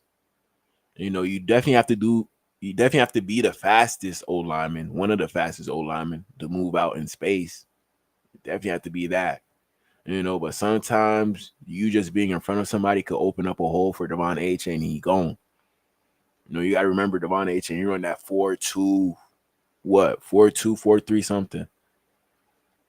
So us having guys who can move in space on the old line helps Devon A-Chain get to the point as to where he can just use his speed to outrun everybody just because his old line is out there helping him out. So we gonna see, man. Cedric Wills, I think he will be a great addition to the Dolphins. Great addition. Somebody that we can fix. He was a first round pick. Let's see how much first round picks the Dolphins could fix this year. Let's see. And if you could fix this one right here, this is a good start. Very good start. Now you feel confident about 4 of your 5 old linemen. That's a good spot to be in. Right now, I'm only confident in our 3 guys that we have in here. That's the only people I'm confident in. I'm going to show y'all real quick. James Daniels, Jonah, Aaron Brewer. That's it. Those are my 3 guys. Everybody else is question marks to me. Patrick Paul, Liam, Austin Jackson as well. Austin Jackson, you could make it like a 3.5. But I really want to see Austin Jackson stay healthy. Then I would make it a 4. Then I'll make it a 4. Shout out to Ice. She definitely going to be in the club section. Hey, I'm telling her to come everywhere with me. Everywhere. Tyreek Hill, he crazy, man. For real. Ethan Bonner will be our Cooper DeJean. I like that. I like that. Phillips is going to be great, but Chubb, nice too. I think Phillips outperforms Chubb this year. That's what I think. I feel like Chop Robinson will cut more into Chubb's reps than Jalen Phillips reps. That's what I feel like. Armstead showed up today. Yeah, I definitely peeped that. I thought he was coming back, Ice. I was gonna lie. I was about to cry when I seen him come back. I was about to cry. Yeah, Cedric Wills will be nice. He was great for the Browns. I think he reminds me of Trent Williams. I don't know if he's gonna be as good as Trent Williams. Trent Williams, he had cancer and he came back from that and still became the best tackle, the best old lineman in the NFL, even after fighting cancer. So that's a different type of dog right there. That's a different type of dog, man. But he got the potential, man. Like I said, with our coaching staff, I think Cedric, he could be a very good player. Very, very good player. Here's Cedric Wills. Reps against Miles when he came back this past week. So we've had some reps against each other in one-on-ones and in team periods, and he's just a really explosive pass rusher. For a guy that size, you don't expect him to move that fast. His hands are very quick, and so you can see why he has the ability of being one of the best pass rushers in the league. You see, so Cedric Wills, he has a lot of repetition against Myles Garrett, the best edge guy in the NFL. So that's good enough for me, even though his career hasn't lived up to what we thought it would be coming out of Alabama. Him going up against Myles Garrett is good enough experience to the point where you think that he could hold up against a lot of these other edge guys. You seen what he was doing to Justin Houston. You seen that clip that I showed y'all. So he's showing that he's able to do it up against competition. Now you just got to help him become more consistent. Hopefully he intakes like the right foods, take care of his body to sustain a full NFL season. You open for that as well. But that's just on Cedric. We're not around him 24/7. We're not. And look, up until this point, he's not signed. So that's a bad sign right there. But, it's a good sign in regards to maybe the Dolphins do still have a chance with Cedric Wills. What we going to see?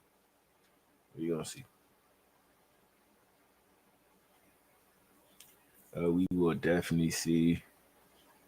Hold on. I'm going to go to Twitter real quick. Not Twitter, YouTube.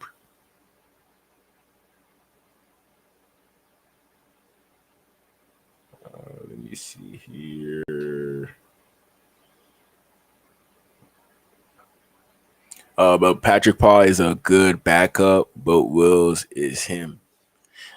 Hey, that would be a good competition for Patrick Paul. Patrick Paul don't know what he's gonna get from Cedric Wills. He might get a tackle that can't beat Patrick Paul, in competition, or Patrick Paul will get surprised and be like, damn, this guy's actually good.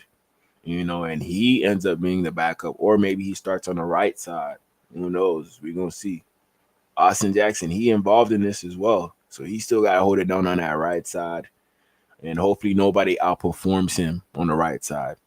You know, if somebody outperforms him on the right side, and they have to move him to be the backup, then that's when he's gonna be looking for any other job on the O line. He gonna see that he's not getting played. He's gonna see that he's not getting playing time. Then he gonna be like, Coach, move me to left tackle. Let me get some playing time at left tackle. Oh, Coach, I can play a little bit guard. You know, he trying to play on Sunday. He trying to play, so he gonna make up any excuse just so he can play on Sunday. But we gonna see. Maybe he hold it down at right tackle. Maybe he do. But based off history, man, I can't really,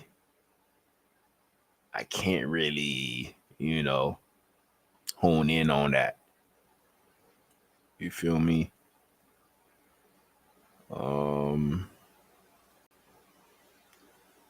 What do I have next for you guys?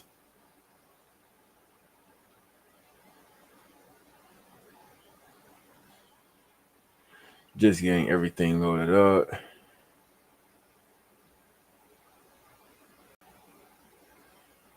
Yeah, I just seen the notification you just sent me. I'm about to retweet it.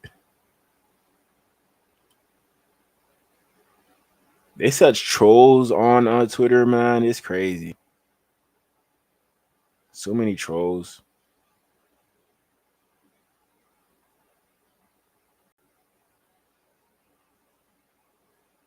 All right.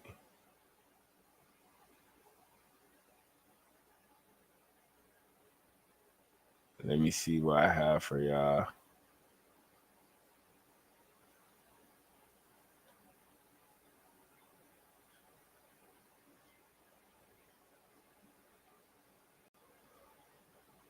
Talk about how, and again, I don't mean to bring up maybe a sore subject, Alabama. I know y'all ain't having the greatest time this past year, but just talk about how that process through Alabama helped prepare you for the competition in the National Football League. Sure, I mean, just from the if you look at like the resume, Bama had a history like my years in practice. We had Devontae Smith, Jalen Waddle, Getting Jerry the best Jeudy. work all day. That's what I'm saying. Henry Ruggs, like them boys, we going at it at practice each and every day. So like that's just to lay the groundwork, and shoot, that made me better because every day like we competing, like we treat it like game day, like we out there tackling, out there scrapping this and that. So it's like in practice, these the best reps you're gonna get in all of college football. So those times definitely prepared me for the league because the competition league, you see elite after elite every Sunday. So during those times at Bama, I was like, especially with Saban, and his knowledge of the game, his experience, that helped a lot as well too. But actually going out there and applying it against the best in the country, that was like something different. And like I said, I'm very grateful for the opportunity. It made me better for sure. Bro, he got a natty money. And look, like I went to Penn State. Beast Mode went to Cal. Cal don't know nothing about no natty. So, you know what I'm saying? Just explain to everybody how, winning that natty, bro. Dog. What you talking about, man? Different. Man, that Alabama team was crazy, man. Crazy.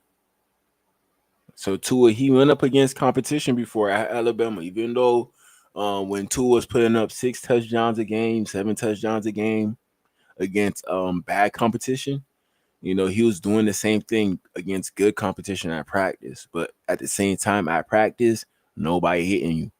You're not allowed to hit the quarterback. Tua, I'm pretty sure Tua would be an elite 7-on-7 quarterback. Elite. But when it comes to the game in regards to O-line and D-line, man, you putting Tua at risk. It's different, bro. Nah, it's different for sure. Like college, like especially with the work you put in and boom, you win that natty. It's like, damn, boy, it's lit for sure. Cause we won a natty in Miami, at the home crib. So it was like you put the icing on the cake. Then boom, we turned up after.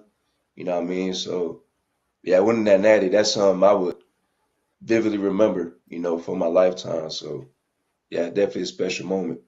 Something that I would tell other folks to really experience for sure. You know how hard that is, right? Yeah, bro. I already know how hard it is. It's not like I said, it's not like I could just really tell somebody to just go and win a natty, But that you they may do not probably experience need to it. go out there for the game or something though. 'Cause Yeah, I for think sure. that we played at. What Cal looking like, man? That's what I was.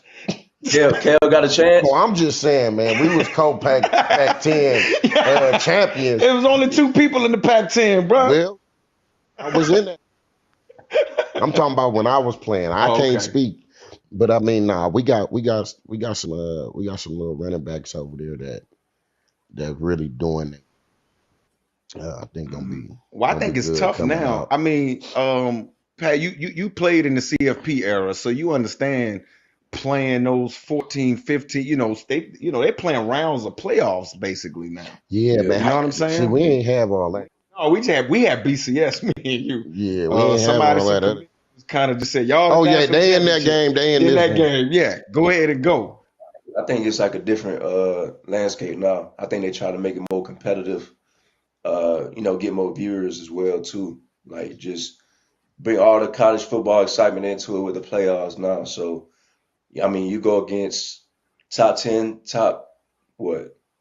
teams in the country. So I think that just adds excitement to it, I could say.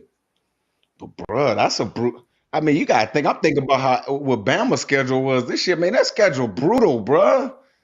I mean, and now they're basically telling you your out of conference schedules. You might as well get with the Big Ten, get with the other big school, because if you lose to one of those smaller schools, you ain't got a chance at the end of the year. Spring is here. You know we love some grilling and chilling. Nothing like the nice. Shout out to Pat Surtain. Just wanted to check that out real quick. He mentioned the Waddle, so I just checked that video out. Another one I wanted to show y'all is a little throwback. Fitzpatrick, y'all remember when he rushed for the most yards on our team? Fitzpatrick spins away from trouble. Giants keep coming.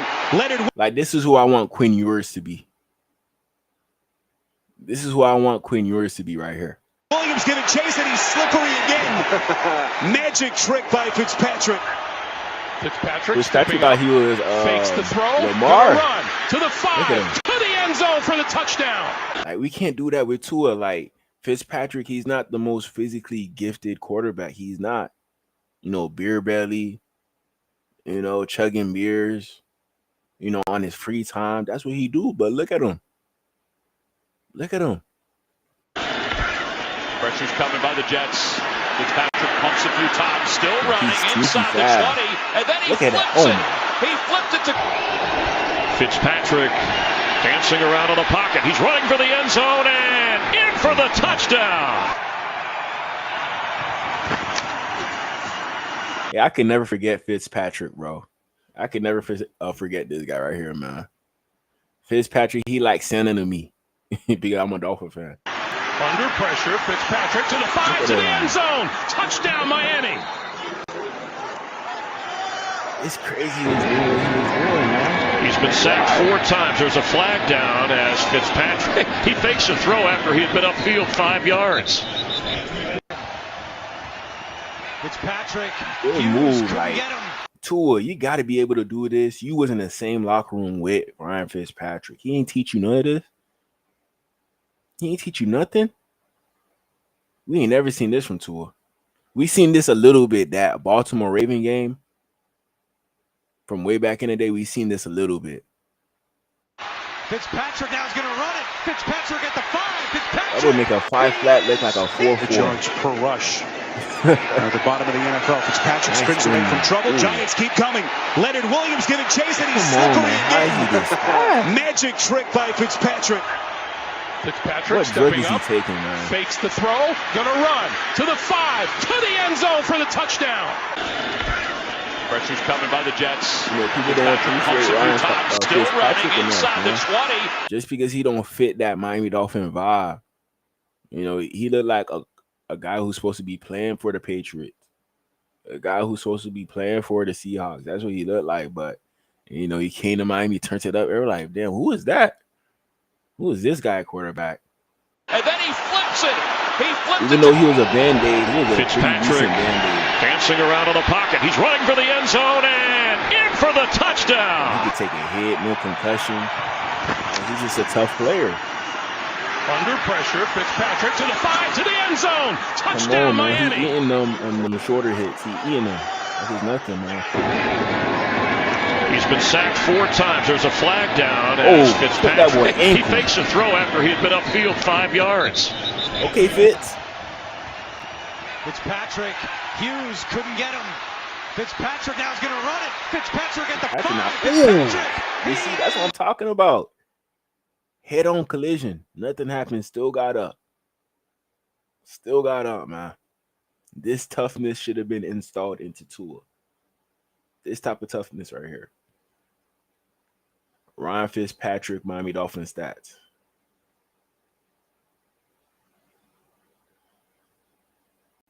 I'm going to see what numbers he put up with the Dolphins. I want to check that out to see. One thing about Ryan Fitzpatrick, he threw a lot of interceptions. He played 2 years for Miami. 2019, he played 15 games. 2020, he played 9 games.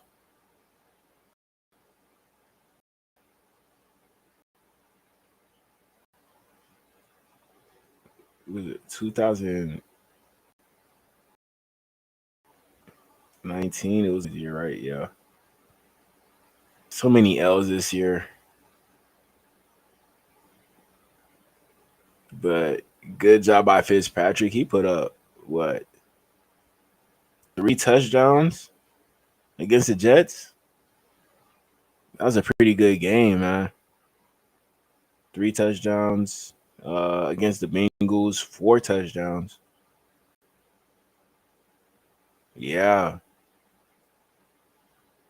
But this was when the Bengals were, I think they didn't have Joe Burrow at this time. This is when they got the number 1 overall pick. This was like the game that I guess that we were fighting for the pick, and everybody wanted us to lose, and we ended up winning. Maybe with this game, if we had lost this game, maybe Joe Burrow is a Miami Dolphin. If he had lost this game, just maybe. I remember this game right here. But look, Ryan Fitzpatrick said, "Nope, I don't want to be the starter for the Miami Dolphins for the next 10 years."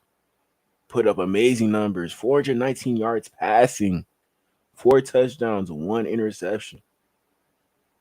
His carries. He probably averaging like 3 carries a game. What's the most yards he got in one game? 65 yards. Like, we ain't have no running backs who could beat this right here. We have no running backs who could beat this? Come on, man. Come on, man. How much rushing touchdowns he had? 4. Okay. That's not bad. 243 yards rushing on the year. Let me check out 2018. Nah, it was 2019, 2020.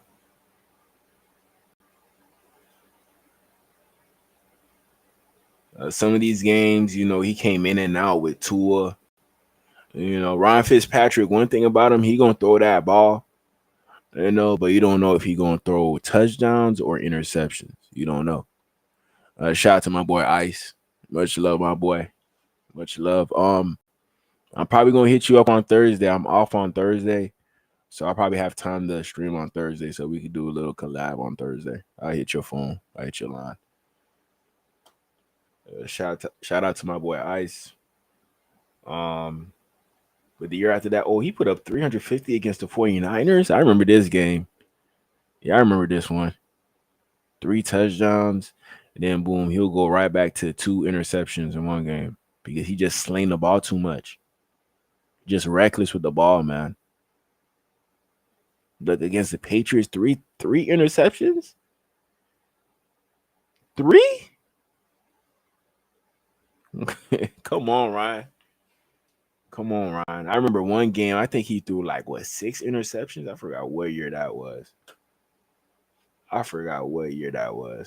I gotta look for it, y'all. He was on the Jets for sure. I remember that game. He was on the Jets, but he had a pretty good 2 years with the Jets. Pretty good. I think he threw his most touchdowns with the Jets, 31. 31, but he still claimed the Buffalo Bills. Probably because he spent a lot of years there, most likely. So that makes sense. Then the year after that, he put up 12 touchdowns, 17 interceptions. So Ryan Fitzpatrick has had a hard career in regards to staying consistent. But he been on team after team after team, so it's expected in regards to him, not being able to maintain the numbers, to be honest. But this was a very good Band-Aid to put on your team to help keep y'all afloat. This is the quarterback that you would take, man. So I always have love for Ryan Fitzpatrick and everything that he done for the organization. For real. 2015, 2016. Let me look at the game log for those years.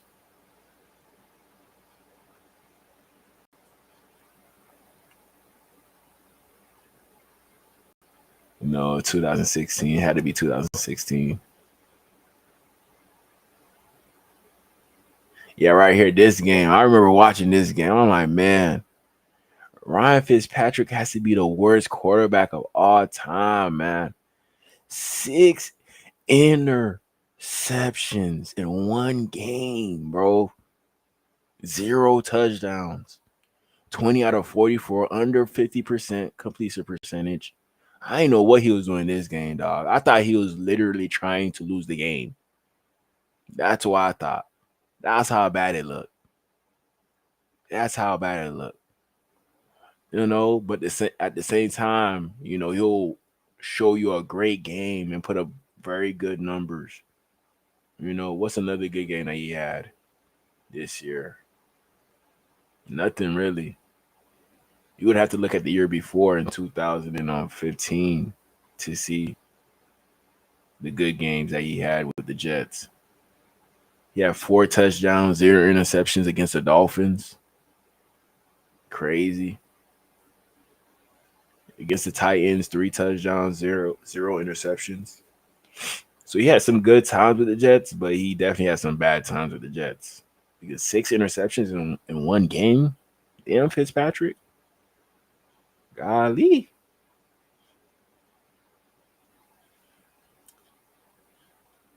The yards per yeah, rush. man. One thing you can't At the bottom of the take NFL, away from him spins away from trouble. is that Giants he keep got coming. heart, man. Leonard Williams giving chase, and he's slippery. This old guy got heart, man. I respect anybody with a heart, no matter your size, no matter your speed. If you got heart, bro, you could do a lot of great things in this world. Even though it may not seem great to a lot of people, to me, what Ryan Fitzpatrick did was actually not too bad, man. Actually not too bad.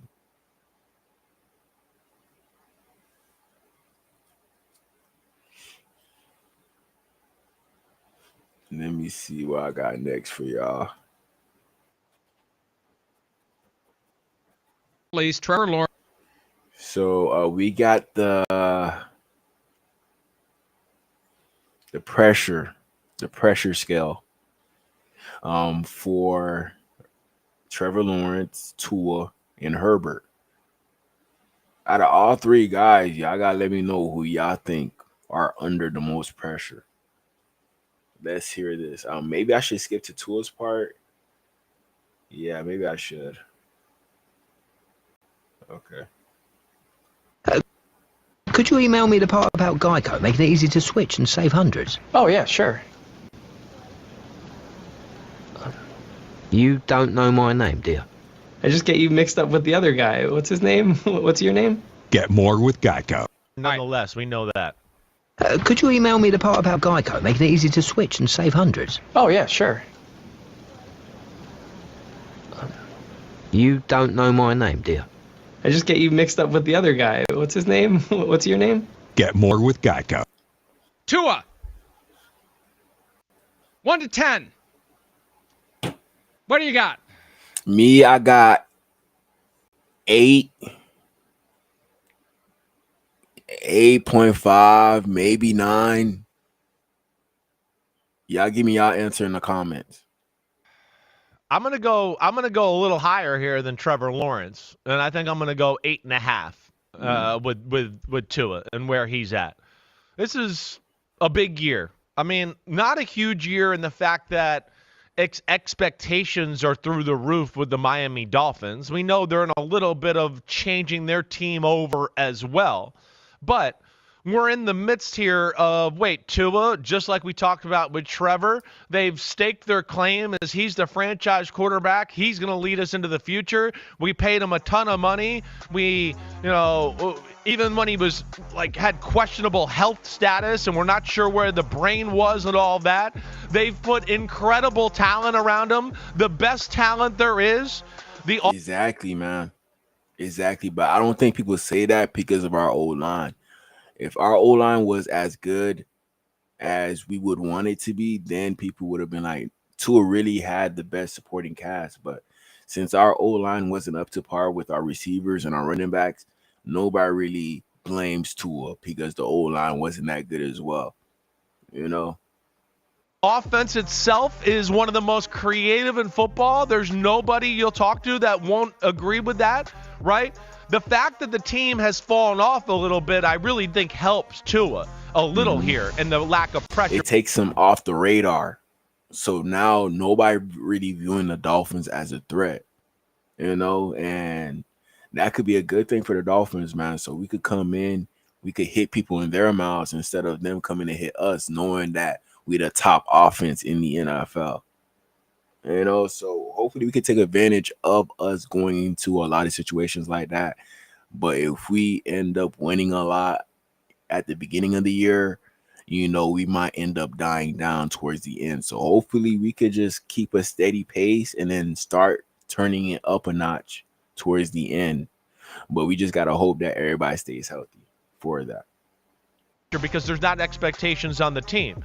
He's gotten away with it a little bit here, though.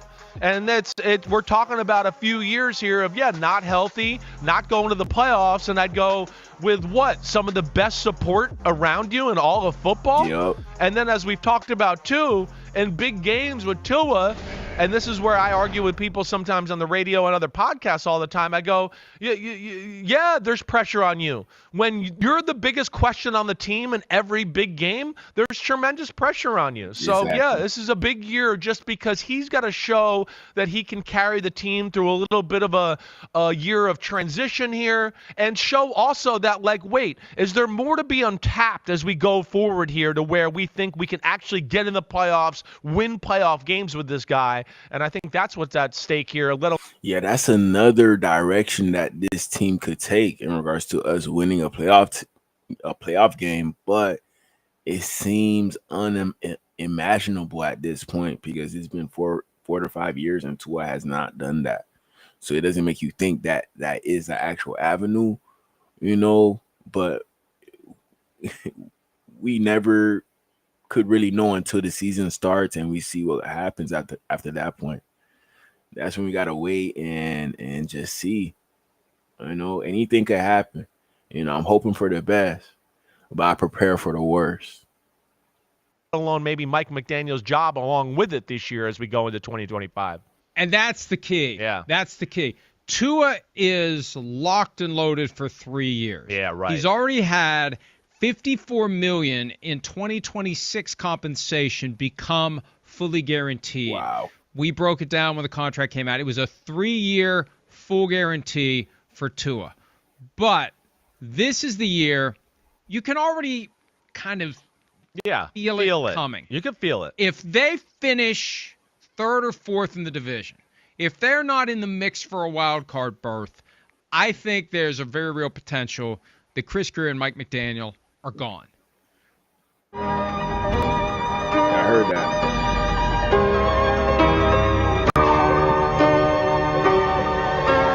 Introducing the 3-row, all-electric Hyundai Ioniq 9 with class-leading interior space. And what happens next year? Well, we know what owners do. They tend to hire the guy who's the exact opposite of the last guy they had. So they had the hard-ass Brian Flores, old school, beat down mentally the players to get the most out of them, all of those old school ways. I'm not saying they're wrong. I'm just saying that's the way it is. You know that's the way it is. Right. All the way, it dates all the way up to Parcells. Belichick, Parcells, that mindset.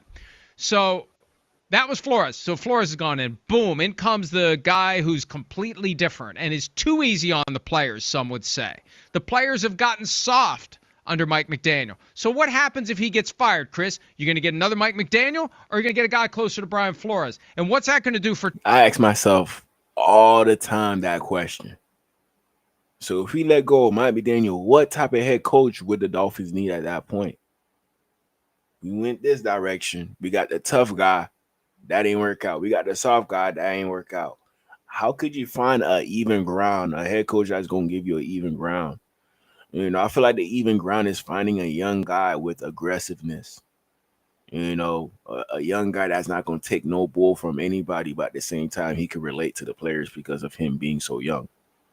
You know, so Mike McDaniel being a young guy is great, but his softness is what's the issue. You know, on top of that, his personality kind of comes off as you could kind of do anything with him. You know, I love Coach, smart guy, but I'm just being honest based off what his personality shows, how the guys could be treating him in the locker room. I could be wrong. Don't get me wrong. No, don't let me know if I am wrong or not. But you know, that's just what I think in regards to how Mike McDaniel treat these players. You know, like they said, he's a good coach, but you know, it's all about what them players put out there on that field, and the coach is going, you know, let them know, like, hey, if that's good enough or if that's not good enough. When the sun hit it. A shout out to Rap Rat from Kick. Shout out to you. Tua, as he's entering the last year that's guaranteed under his contract. So the pressure for him this year is to save Mike McDaniel, not himself. Because if he doesn't save Mike McDaniel, he's next. Yep. And his 26 experience is going to be horrendous because he's going to be there. Now, maybe they'll find a way to get him to go away with pay. But, man, new coach, first order of business is going to be we need a new quarterback. And, yeah, we're stuck with Tua at $54 million this year. Ain't no way a coach come here and they say that, yeah, we could make Tua work. Yeah, I feel like we got the best coach to fix Tua. There's no better that you could have done in regards to a coach. Nobody better. Maybe Andy Reid, you know, but he wasn't available. You know, I feel like Mike McDaniel was the perfect head coach for Tua, but that doesn't mean that he was the perfect head coach for the team. Does not mean that. But he's not my guy, and he's going to know he's not my guy, and I got to find my next guy. So the pressure is through the roof. It's 11 on Tua. For a guy who's got all that money guaranteed, his career in Miami comes down to this year. Because if he doesn't save Mike McDaniel this year, Tua has no career with the Dolphins after this season. I mean, it does, and it sounds like they're aware of that down there. And I have a lot of, friends, people that was South Florida, right? It from everything I hear from like friends who are sports fans down there, they say like the radio stations, it's yes. Can we really get it done with Tua and McDaniel? It's changed that way, where it was all excitement and we got something special here going.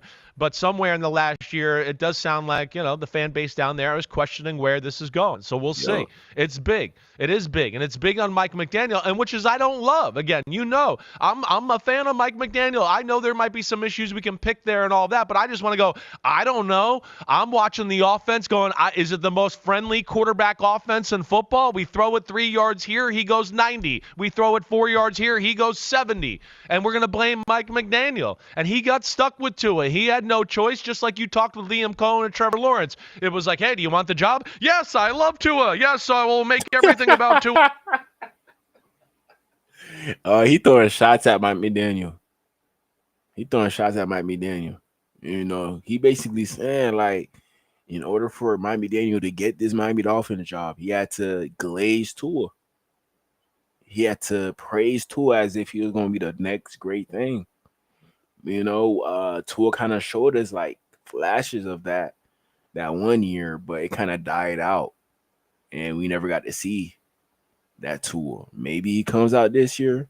Maybe we still get the same caliber of Tua that we're used to, and maybe it's time for us to move on. Maybe it's time. Next video I got is of the top quarterbacks coming out next year. We're gonna see which one would be a good fit for the Dolphins. We're gonna see. And we'll make the offense awesome. Hey, Tua, Right, but he didn't let's have to talk. pay him. Right. They paid him on his watch. But yes, but I know. But still, nonetheless, it's a tough situation that I think Mike McDaniel gets a little too much of the blame, in my opinion, at times. He does, low key. He deserved the blame, but not all of it. But I had a thought, Yeah. and we are big Mike McDaniel fans, but it's entirely possible that Mike McDaniel is going to be like a Norv Turner or a Wade Phillips, where he can be a very valuable component of a championship coaching staff, but you need somebody in charge that's going to be a little rougher around the edges. Exactly. That's going to be a little harder on the players, and that's what I'm saying. Like, Miami Daniel, he'll be a very good OC for the Commanders. I feel like, let's say Commanders do good again this year, top 5 offense, then that sets Cliff Kingsbury as available. And I feel like a team would pick up Cliff Kingsbury. Dolphins do bad this year. We fire our head coach. Boom. Miami Daniel is not the head coach, the offensive coordinator for the Commanders. Right then and there. But I think Miami Daniel, he's a good enough head coach to still get other opportunities to be a head coach. I don't think people are going to look at our culture and be like, oh, he's going to implement that soft culture into our team. They're probably going to look at their roster and see if he's a good fit. First things first, get a quarterback that would, help you win games. A quarterback that could put the team on your back. Like a quarterback that's going to help Miami Daniel with his play calling. Like whatever play call Miami Daniel runs, they're going to be able to run it. We don't have to throw it short all the time. A quarterback that could sling it, throw it deep, intermediate, that could run it.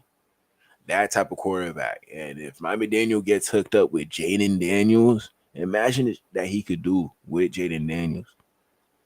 You see what he did with Tua, right? So I feel like a team with a quarterback already established that could definitely run his scheme, could definitely benefit off of Miami Daniel being on their team, and that's going to make them a championship caliber team. You have the offensive mind of Miami Daniel, and you got like Dan Quinn, who's the head coach for the Commanders. He already instilled that culture of toughness. You can already tell by their tape how they play. They play tough over there with the Commanders. They do. So that mixture right there, and on top of that, Wes Welker, he already over there. So who knows what could happen? Who knows? I'm not saying. Yeah, remember when the grades came out and people start getting A+? It's like, I don't know if the coach wants to get an A+. Right. You probably want a B from your pupils. You want to get the most out of them, and I've never gotten the sense that McDaniel, and we love the guy. It's hard for me to say this out loud. I've never gotten the sense that he's troubled by the phone call coming from inside the house, Jordan Brooks saying they're soft after they lose to the Packers on Thanksgiving night. Like, I just feel like McDaniel's like, okay. Like, he's too chill. Like, he needs to be more of an asshole. I feel like that, and maybe, I don't know, maybe the light's going to go off, or maybe he's just being true to who he is. He's always been his authentic self. That's what makes me think long-term for him, he could win multiple Super Bowl rings as the OC for a Brian Flores type of a head coach. Listen, I hear what you're saying, and those are things that we're all going to question until they win some of these gritty, tough games late in December, win a playoff game on the road, tough, whatever it may be. That's what we question. I think it does bother Mike McDaniel, right? I think he tries to take it, head on, but yeah, it's definitely something we're all sitting here thinking about with the Dolphins. We got to get to Justin Herbert. Yeah. And I don't think this is going to take very long. It's a 1. When your head coach is ready to hand carve your bust for Canton, what pressure are you under? Well, none at all. None at all. Like the way that Harbaugh glazes Justin Herbert, you know, he has a lot of confidence in his quarterback. Like the way that Mike McDaniel talks about Tua, you know, he says some good things about Tua, but the things that Harbaugh says about Justin Herbert seems like he gonna get him a ring. He gonna get him a ring. It seems like right now, Mike McDaniel just hoping that Tua can get to that level as to where we win in a playoff game. But Harbaugh think that Justin Herbert could take him to that championship place, man. So we gonna see. The pressure, I feel like, stems all from just the playoff game. But I see this a lot where I've seen people talk about Justin Herbert might be under more pressure than anybody in football. I want to go, what do you mean? Because they exceeded expectations and went 11-6 last year with a bunch of receivers that most people on social media make fun of until Ladd McConkey started like balling out a little bit and they were like, Yeah, oh, you're yeah, right he's about pretty that. good. But everybody else were like, yeah, who the hell is he throwing to? Running backs were hurt. Yeah, when they right? came They played into a the style. season and they had Ladd McConkey as the starting receiver, I'm like, what? He's y'all number one receiver? Them boys not gonna be good. They went 11-6. We had Tyreek Hill, we had Jalen Waddle. We went what? I forgot our record. We had a losing record, right? With Tyreek Hill, Jalen Waddle, the Chargers had a winning record with Ladd McConkey and Quentin Johnston. Y'all know Quentin Johnston. I know y'all know Quentin Johnston. You know, the guy who always dropping balls. Y'all know him. Y'all know him. Let me search him up real quick. Quentin Johnston drops.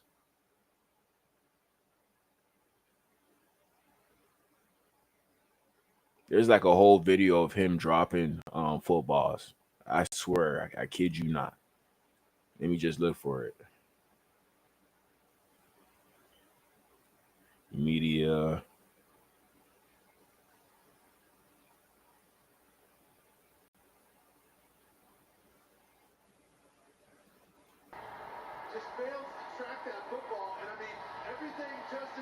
Them boys went 11-6 with this last year. 11-6 with this, but we had Waddle and Tyreek. We could even win a playoff game. Could even make the playoffs. Sad, dog.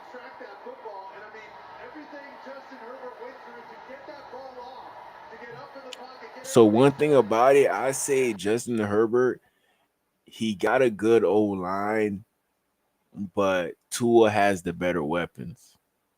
So which one you think is more important? A better O-line or better weapons? I think most people would say a better O-line, you know, but why haven't we given that to Tua yet? We gave him the weapons, and we see what the results are without him having an O-line. You know, it don't seem like those results are too good compared to Justin Herbert. Regardless, he gonna have a good O-line. So the Chargers, they've been bad, you know, a year.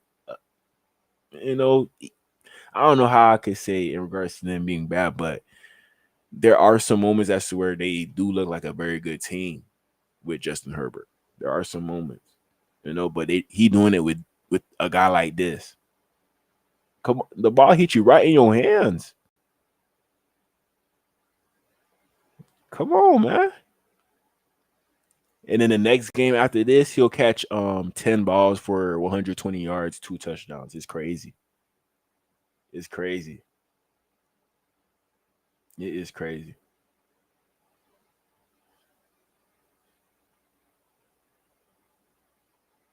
Like 3rd and 6 for Indy. You see? Like 3rd and 6 for Indy. It's like, how do you drop that? Like 3rd and 6 for Indy. It's insane, man. You know, he ain't look like that in college, to be real. The Chargers, they got a blocker for him. You see 3 different the Chargers, videos they of got him a dropping the blocker ball, for him. man. 3 different videos. You know, I'm not arguing with nobody who says that that Tua, that Justin Herbert has better talent than Tua, because we know that's definitely not the case. We definitely know that. Next, we got the top quarterbacks for this year coming up. Drew Aller, I don't know. I think he gonna be a Cleveland Brown if Shedeur Sanders don't show nothing. Cleveland Browns will get this quarterback. He's a Cleveland Brown fan. Loves the team, so I think that's set in stone. He will be the first quarterback taken next year, in my opinion. Sam Levitt, Arizona State quarterback. I don't know. I gotta see him this year, man. I don't know if he's a first-round quarterback, to be honest. I don't know. But these next three guys, I do think there's a chance that they get picked in the first round. I do think so. Here's a guy I'm very high on. I think probably, and judging by where I see, people fall on other lists, John Mateer, the transfer from Washington State to Oklahoma, is going to be my number 3 quarterback. I really like John Mateer. And here's the thing. As much as some who cover this sport will tell you, like, oh, I watch everything. Man, people don't watch Washington State. And when I prepared for the Holiday Bowl, when Washington State was going to play Syracuse, and I was calling that game, and I got to watch every snap of offense that Washington State played last year on film, I came away so impressed with John Mateer. He is... Yeah, with this guy, bro, I think that this would be the guy. Out of every quarterback, bro, I have a good feeling about this one. I was watching his tape. I'm like, man, this guy, he's not too bad, man. He's not too bad. I would give him a try. If our quarterbacks don't work out here, we draft him, let him fight it out with Quinn Ewers. We just gonna see, man. I know he's gonna be a first-round pick. I know it. He transferred to Oklahoma this year, so he will be playing at Oklahoma. So he might make it to the playoffs. Playing some big games, put up highlights. Watch him with his legs, man. He could run. This guy could run for sure. Is really talented as a thrower. He is athletic and quietly put up one of the best quarterback years in the country. Now he's going to enter the spotlight. So now he goes down to Oklahoma and he goes to the SEC. And yes, that's a jump. There's no doubt. But he brings his offensive coordinator, Ben Arbuckle, with him. So he's not going to have to... kind of remind me of Bo Nix a little bit. System. And in a lot of ways, that should pay dividends for Mateer. Touchdown. Does our mascot look like Danny DeVito to you? That doesn't matter. This is a commercial for Jersey Mike's, where the subs matter most. Yeah! Ooh. Focus on the subs. Where the subs matter most. It's a Jersey Mike's thing. He's got a big arm. He can run it. He's a dual threat guy. He was the only quarterback last year to average at least 250 yards through the air, throwing the football, and 50 on the ground in every game. Easy. When you strip out sack yardage, which we should, because it's a stupid rule in college football that we count the sack yardage against the rushing numbers for the quarterback. But if you strip out the sack yardage, at Washington State, he ran for over 1,000 yards. And again, when I watched him on film, I'm like, hey, man, this guy is a player. There's no doubt last year he was one of the 10 best quarterbacks in college football. Now he's coming back. He's going to have better players around him, and he retains his offensive coordinator, this time at Oklahoma and not in Pullman. Yeah, he's going to be one of the 10 best, and I actually think he's going to be one of the 5 best. He's a heck of a player. Just think of this. Did anyone really and maybe they did. Maybe I'm not giving people enough credit on this one. When Cam Ward went from Washington State to Miami, I heard it in people's reaction early in the year last year when they started seeing and watching Cam Ward actually play at Miami. And they were like, oh, man, he's so good. And it's like, yeah, I mean, he's playing the exact way he did at Washington State. And I believe that we're going to have a very similar effect with Mateer going from Washington State and now going to Oklahoma. Oklahoma's got terrible schedule again. I get it, but he's going to have a chance early when they play that game against Michigan, week 2 of the season, against a defense that you know is going to be very good. I mean, very good. Michigan's defense is always solid, even without some of those guys that went to the NFL draft, in particular in the middle and the interior. Look at what Michigan did last year to Alabama in the bowl game. All of those players from Michigan on defense are back, and so Mateer and Arbuckle are going to have their work cut out for them right away. That one at home, so I can't wait to watch that game. So John Mateer. So John Mateer, I'm gonna put up his stats real quick so y'all can see. This is a guy that they run the ball with a lot. 18 carries, 14 carries, 21 carries. Sometimes they treat this guy like a running back. At 826 yards of rushing, 15 rushing touchdowns. So he's definitely a threat with his legs. He's just not a guy who could throw it, but he has some good performances passing. Look, 25 of 26, 4 touchdowns, 18 of 24, 4 touchdowns, good games, another 4 touchdown game, but 2 interceptions. But he doesn't throw a lot of interceptions either. Only 7 out of the 29. 5 touchdown game. 70 to 30, man. So he could put up highlight plays. That way he could, oh man. I think this could be a guy, man, that everybody's sleeping on, but he gonna rise up the charts. And he gonna put up crazy numbers. 6'1", 219, kind of on the smaller side. You know. But if a quarterback like Caleb Williams could work, we're gonna see if this year, if he can't work, then a guy like John Mateer could work as well for the Dolphins. You know, out of everybody next year, this might be my favorite guy. Maybe somebody else comes up and balls out. But as of right now, John Mateer is the guy that I got my eye on. Like, hey, he could make something happen over here. He could make something happen in Miami. And we got some highlight.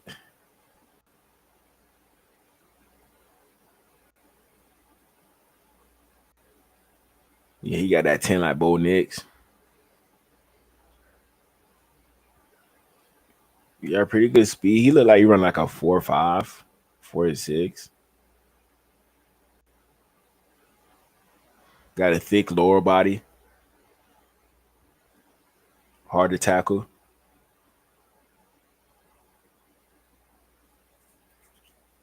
Pretty good arm as well. Kind of remind me of like a Baker Mayfield mixed with Bo Nix.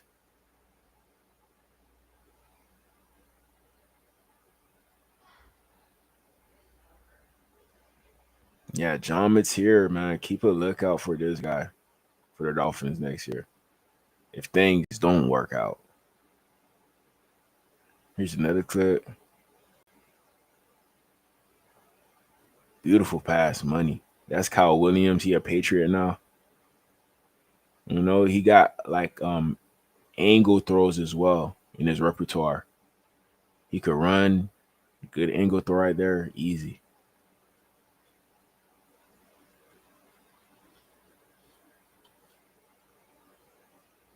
Next year, definitely gonna have quarterbacks, man. This is proof right here. Next year, gonna have a quarterback. At least 3. Ooh. Good job finding time. Good throw.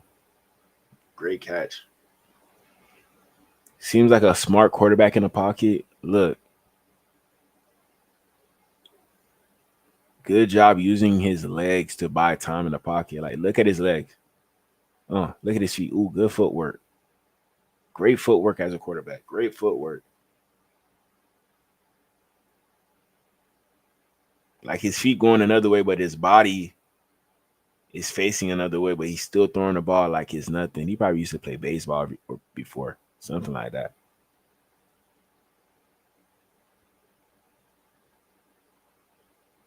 Yeah, I wouldn't be surprised if this guy ends up being a Dolphin next year. Wouldn't be surprised. But I would be happy about this pickup, even though he's a little bit on the smaller side. And I want to be back in that 6'3" range for our quarterback. But if John Mateer ends up being the next quarterback for the Dolphins, so we're going to make it work, especially with his legs. You know, we're going to have to make sure that he don't get hit too much, just like Lamar Jackson. when he run the ball, you can tell that he avoids big hits. So we could definitely do the same with John Mateer if he does end up being a Dolphin. It's all pretty surreal. I mean, I'm a quarterback at Oklahoma Sooners. You know, it's wild. But I'm here and I feel blessed to do it, and it's close to home, which is great. My family loves it, obviously, because I'm so close. But I mean, it goes back to like the expectations and the pressure. I think it's just a privilege and an opportunity to be here and work as hard as I can with all the resources I have and the great teammates I have around me to just put my best performance on the field. Yeah, we gonna see if he can ball out Oklahoma, man.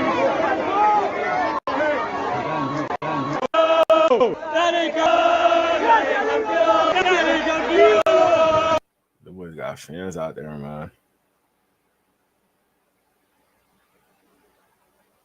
You're an offensive guy. You played with Baker. When you throw that bomb and the quarterback sprints 70 yards to go celebrate with his guy, dude, something different about that, isn't there? Oh yeah, I mean, there's been so many times, even in games, like where you score and it's like I ran a long way, and the first person I see when I turn around is Baker. Yeah. You know, Giovanni Gibson after scoring that long touchdown like or whatever. 70 yards or something. Yeah, I was looking for something else with John Mateer, but yeah, I get what I'm trying to say. John Mateer, one of the guys that we got to keep an eye out for next year in regards to quarterback play. This guy, he going to set it off in college football. He going to set it off, man. Every game, if you bet in next year, every game, put this guy in for a rushing touchdown. I promise you. This is like a tush push type of quarterback as well. They'll definitely push his behind to make sure they get the rushing touchdown. So this is like an easy touchdown parlay slip right here. Easy touchdown rushing parlay.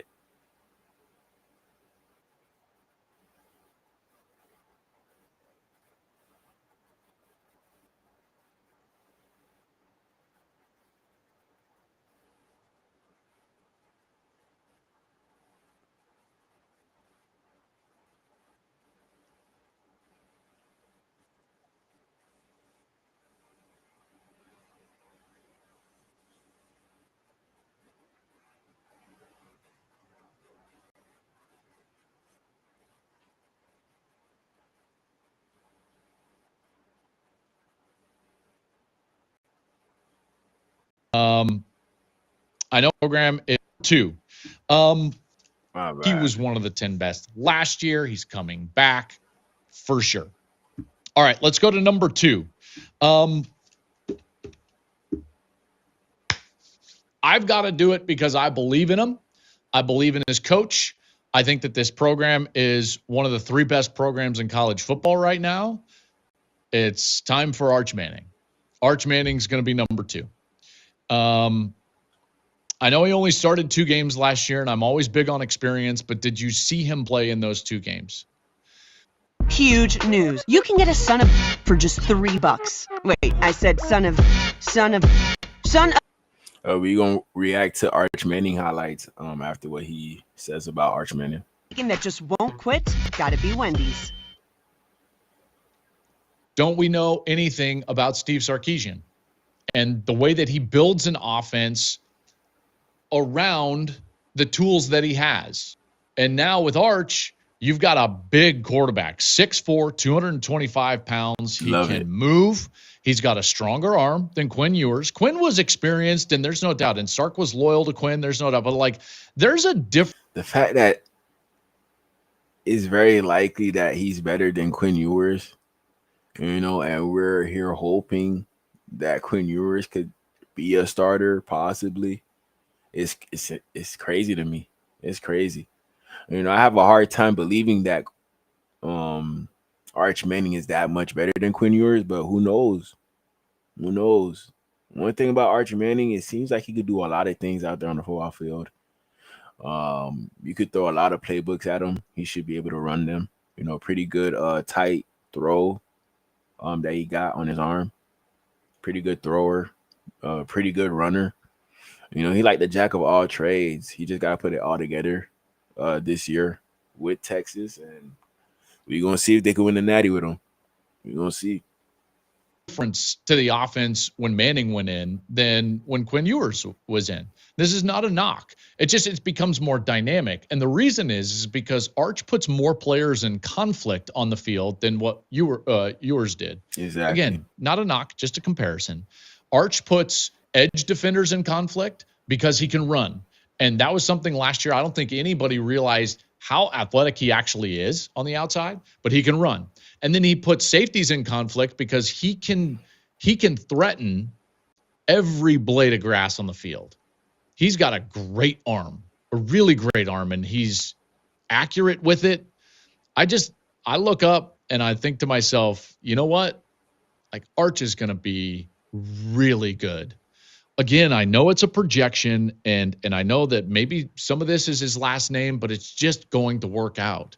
If there was a quarterback with the exact same build and history and a different last name, but in the same situation with Sark, with Texas, with those athletes around him, I know they're going to have to replace some of those offensive linemen. But don't we trust Sarkisian by this point? Yes. The answer is yes. The answer is yes.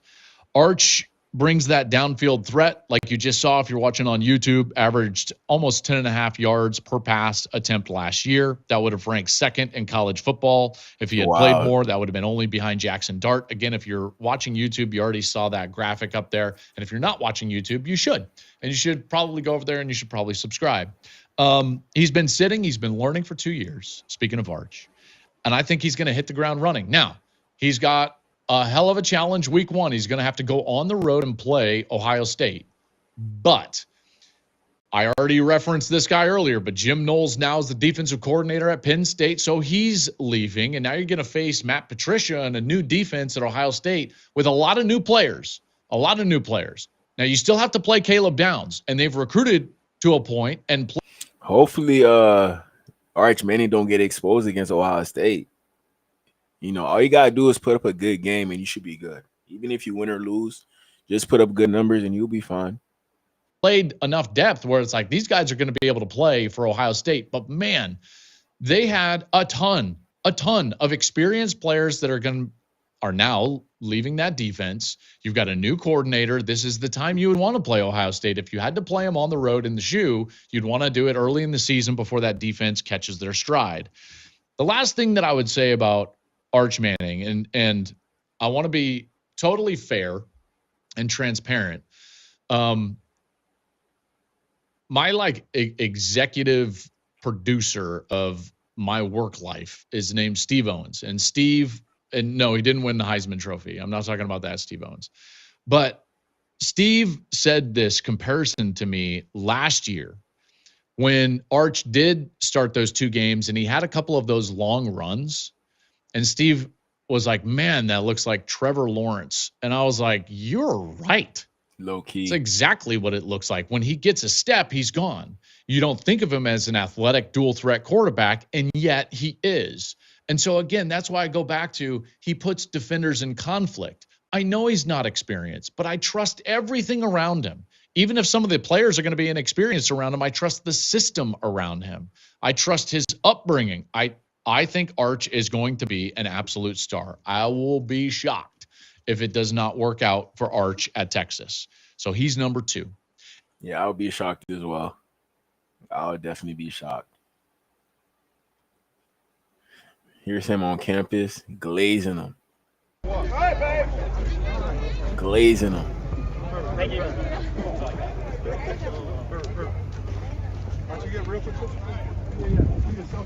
That boy said, I don't need no security.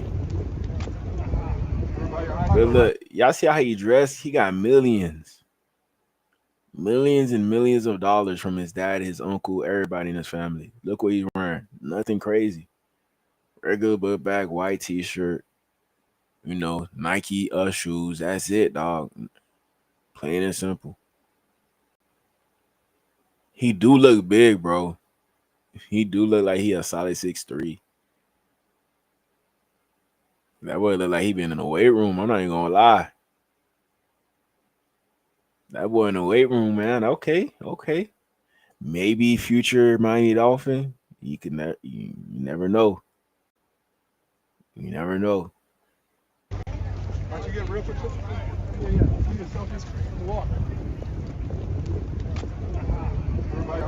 You don't see it. I can't wait to see the improvement this year from Arch Manning. Man, they don't want to leave that man alone. Just let that boy go to class, man. Let that boy go to class.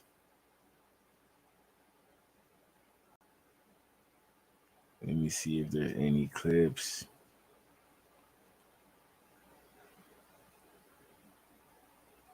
This is Quinn Ewers at quarterback right here. Look at him. Still stayed up.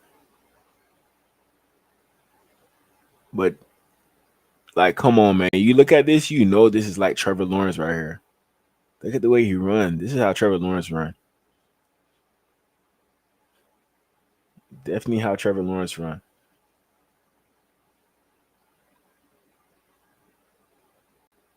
Maybe Trevor Lawrence got a little bit of a stronger arm, possibly. You could debate that. You know, it might scare you off knowing that his pro comp is Trevor Lawrence. It might scare you off, but maybe that could be a good thing because we've seen Trevor Lawrence do good before. We've seen him do good before.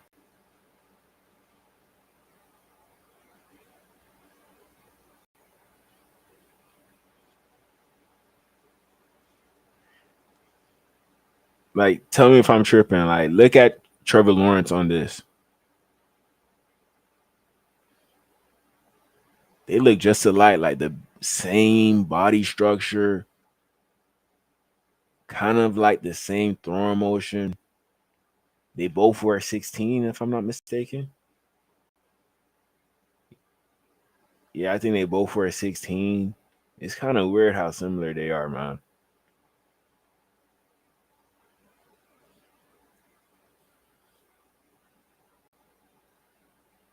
So if you get in Arch Manning, you getting another Trevor Lawrence. You know, we still not in on the word in regards to how good Trevor Lawrence is. We still don't know yet, but Arch Manning might be the next one.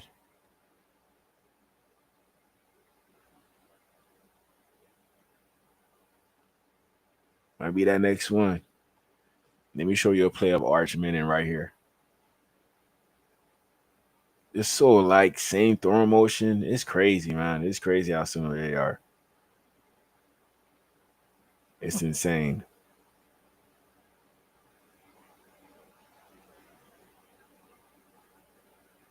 Real deal insane. He's got something about him that guys gravitate to. That's always a great thing to have as a quarterback because you want those guys to want to play even better because of who you are. How important was him being able to play 3 games last year? Huge, man. He had to prepare for 2 weeks to be the starter. And in one of those weeks was our SEC opener against Mississippi State. A, we saw athleticism that was probably surprised a lot of people. B, his ability to throw the deep ball. And the deep ball in our system and how important that is to take advantage of those one-on-one opportunities. Third, the leadership. And I think Arch has that about him, and nobody works harder. Nobody's in the film room more. He wants to carve it for his own. He does, and thank God he got his grandpa's athleticism, you know. He's been patient. How many people have come after him from other schools to get him to transfer? And he stayed the course and stayed true to his word, so we're pumped about him. He's got. Yeah, you gotta love the kid, man. You gotta love the kid, man. If he's there for the Dolphin, it's over. Look at that boy Duncan too. That boy Duncan too. Okay. Yeah, athlete.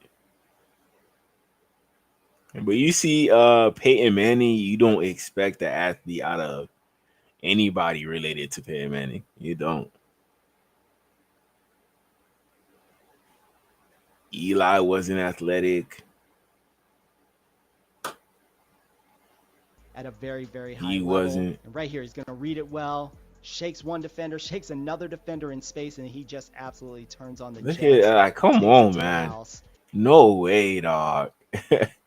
No way he did this. Shakes one defender, shakes another defender in space, and he just absolutely turns on the jets, takes it to the house. Absolutely love ridiculous, what he can bro. do as a runner. That element to your game, it absolutely is the X factor, especially at the NFL level. Watch what he does. Just wait for the Dolphins, man. We coming for you. Shakes. We coming for you. We are coming for you, my friend. Yeah, Arch Manning definitely gonna be like that. But let's get back to Joel Klatt. And my number one quarterback going into next season in 2025 is Cade Klubnik. I'm a big believer in Clemson. Mainly because I think Cade Klubnik is going to be the best quarterback in college football next year. I think Cade is tremendous. A year ago, there were real questions going into the season about Klubnik. Would he be able to lead Clemson? What were they going to be, in particular, throwing on the outside? And now they get him back. This is a team that I think is absolutely a top 5 team. Dabo is making another run. I think he's building for another run at Clemson. You know, this is impressive what Dabo is doing. We don't see teams win at a high level generally over different cycles of recruits. Generally speaking, teams do not win national championships, or I should say coaches don't win national championships over multiple cycles of recruit.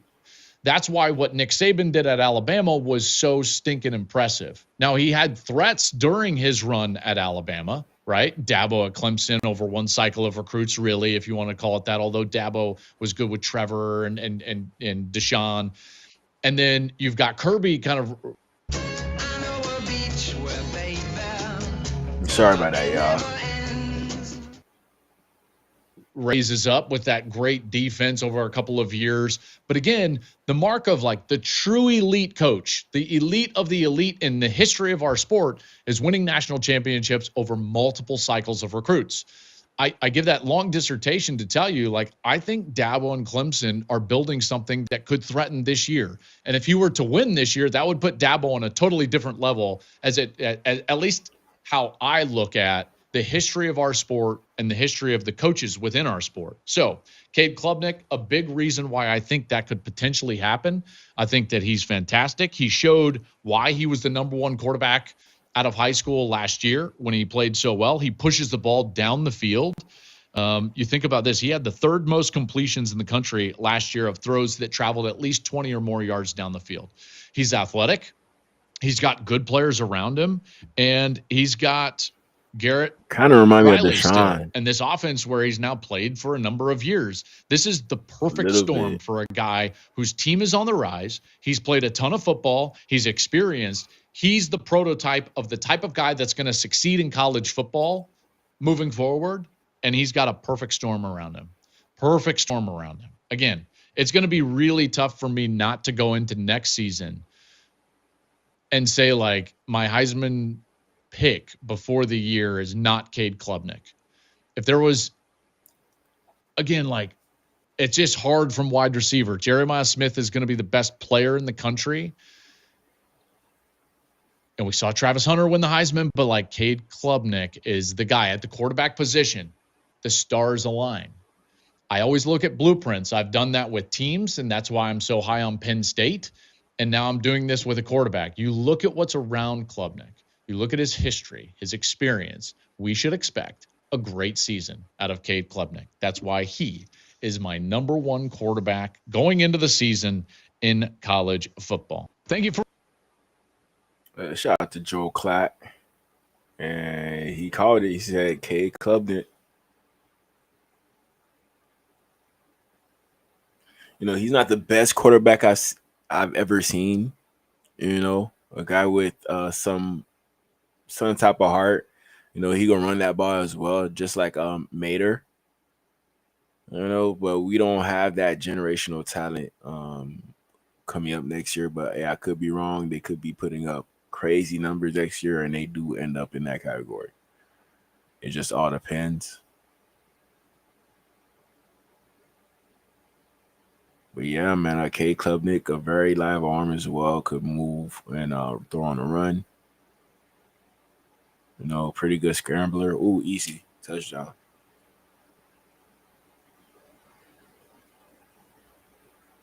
Another one going deep. Bomb. Right before the sideline.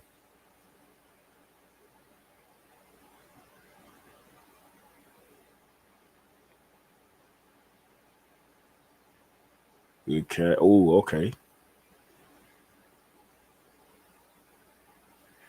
Yeah, K Klubnik. I'm not saying that he a franchise quarterback, but it seems like he probably a top 2, top 3, college quarterback possibly. Y'all let me know in the comments what y'all think.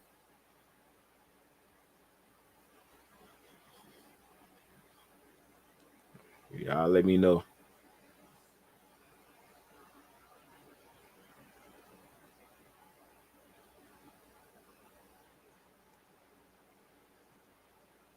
Man, this quarterback, he played his tail off. He's seeing the field. I thought he saw the field well last week, but he just settled down and we put it. That's crazy. I see the stats he put up. 24 it's just a start. We got to continue to, and it's going to get tougher catches on 26 attempts, 378 pass yards, 7 total touchdowns. I'm like, who scheduled App? Crazy. This is a tough opponent. Well, Coach, you've been here about 17 years. That's right. 22. You had something to do with that. Yeah. I want to ask you, Cade, because he keeps talking about how great you play. Just casually, 92% for 378 yards, 7 total touchdowns. What was it like? I mean, did it feel like playing a video game? Yeah, man, it's just such a joy. I mean, at the end of the day, the joy's in the winning. And I think that, first of all, it was our offense coming together and us being us and playing free and going to have a blast. Yeah. I mean, it's just from the very first snap, there was zero tenseness and just so loose and just freaking went and played. I think that was evident. And I mean, you had a guy in Wesco that just absolutely changes the game. Yeah. When you have a guy that can take the top off like that, what does that do for the entire offense? Yeah, I mean, it's tough for a defense to have to play that in the run game. Yeah, I'm not gonna watch the whole thing, but yeah, y'all know what I mean by Cade Klubnik. I'm not too sure if he's gonna be the first quarterback taken. It could be possible with him as well. Could be possible. He got a lot of experience playing college football, so that might entice an NFL team to draft him.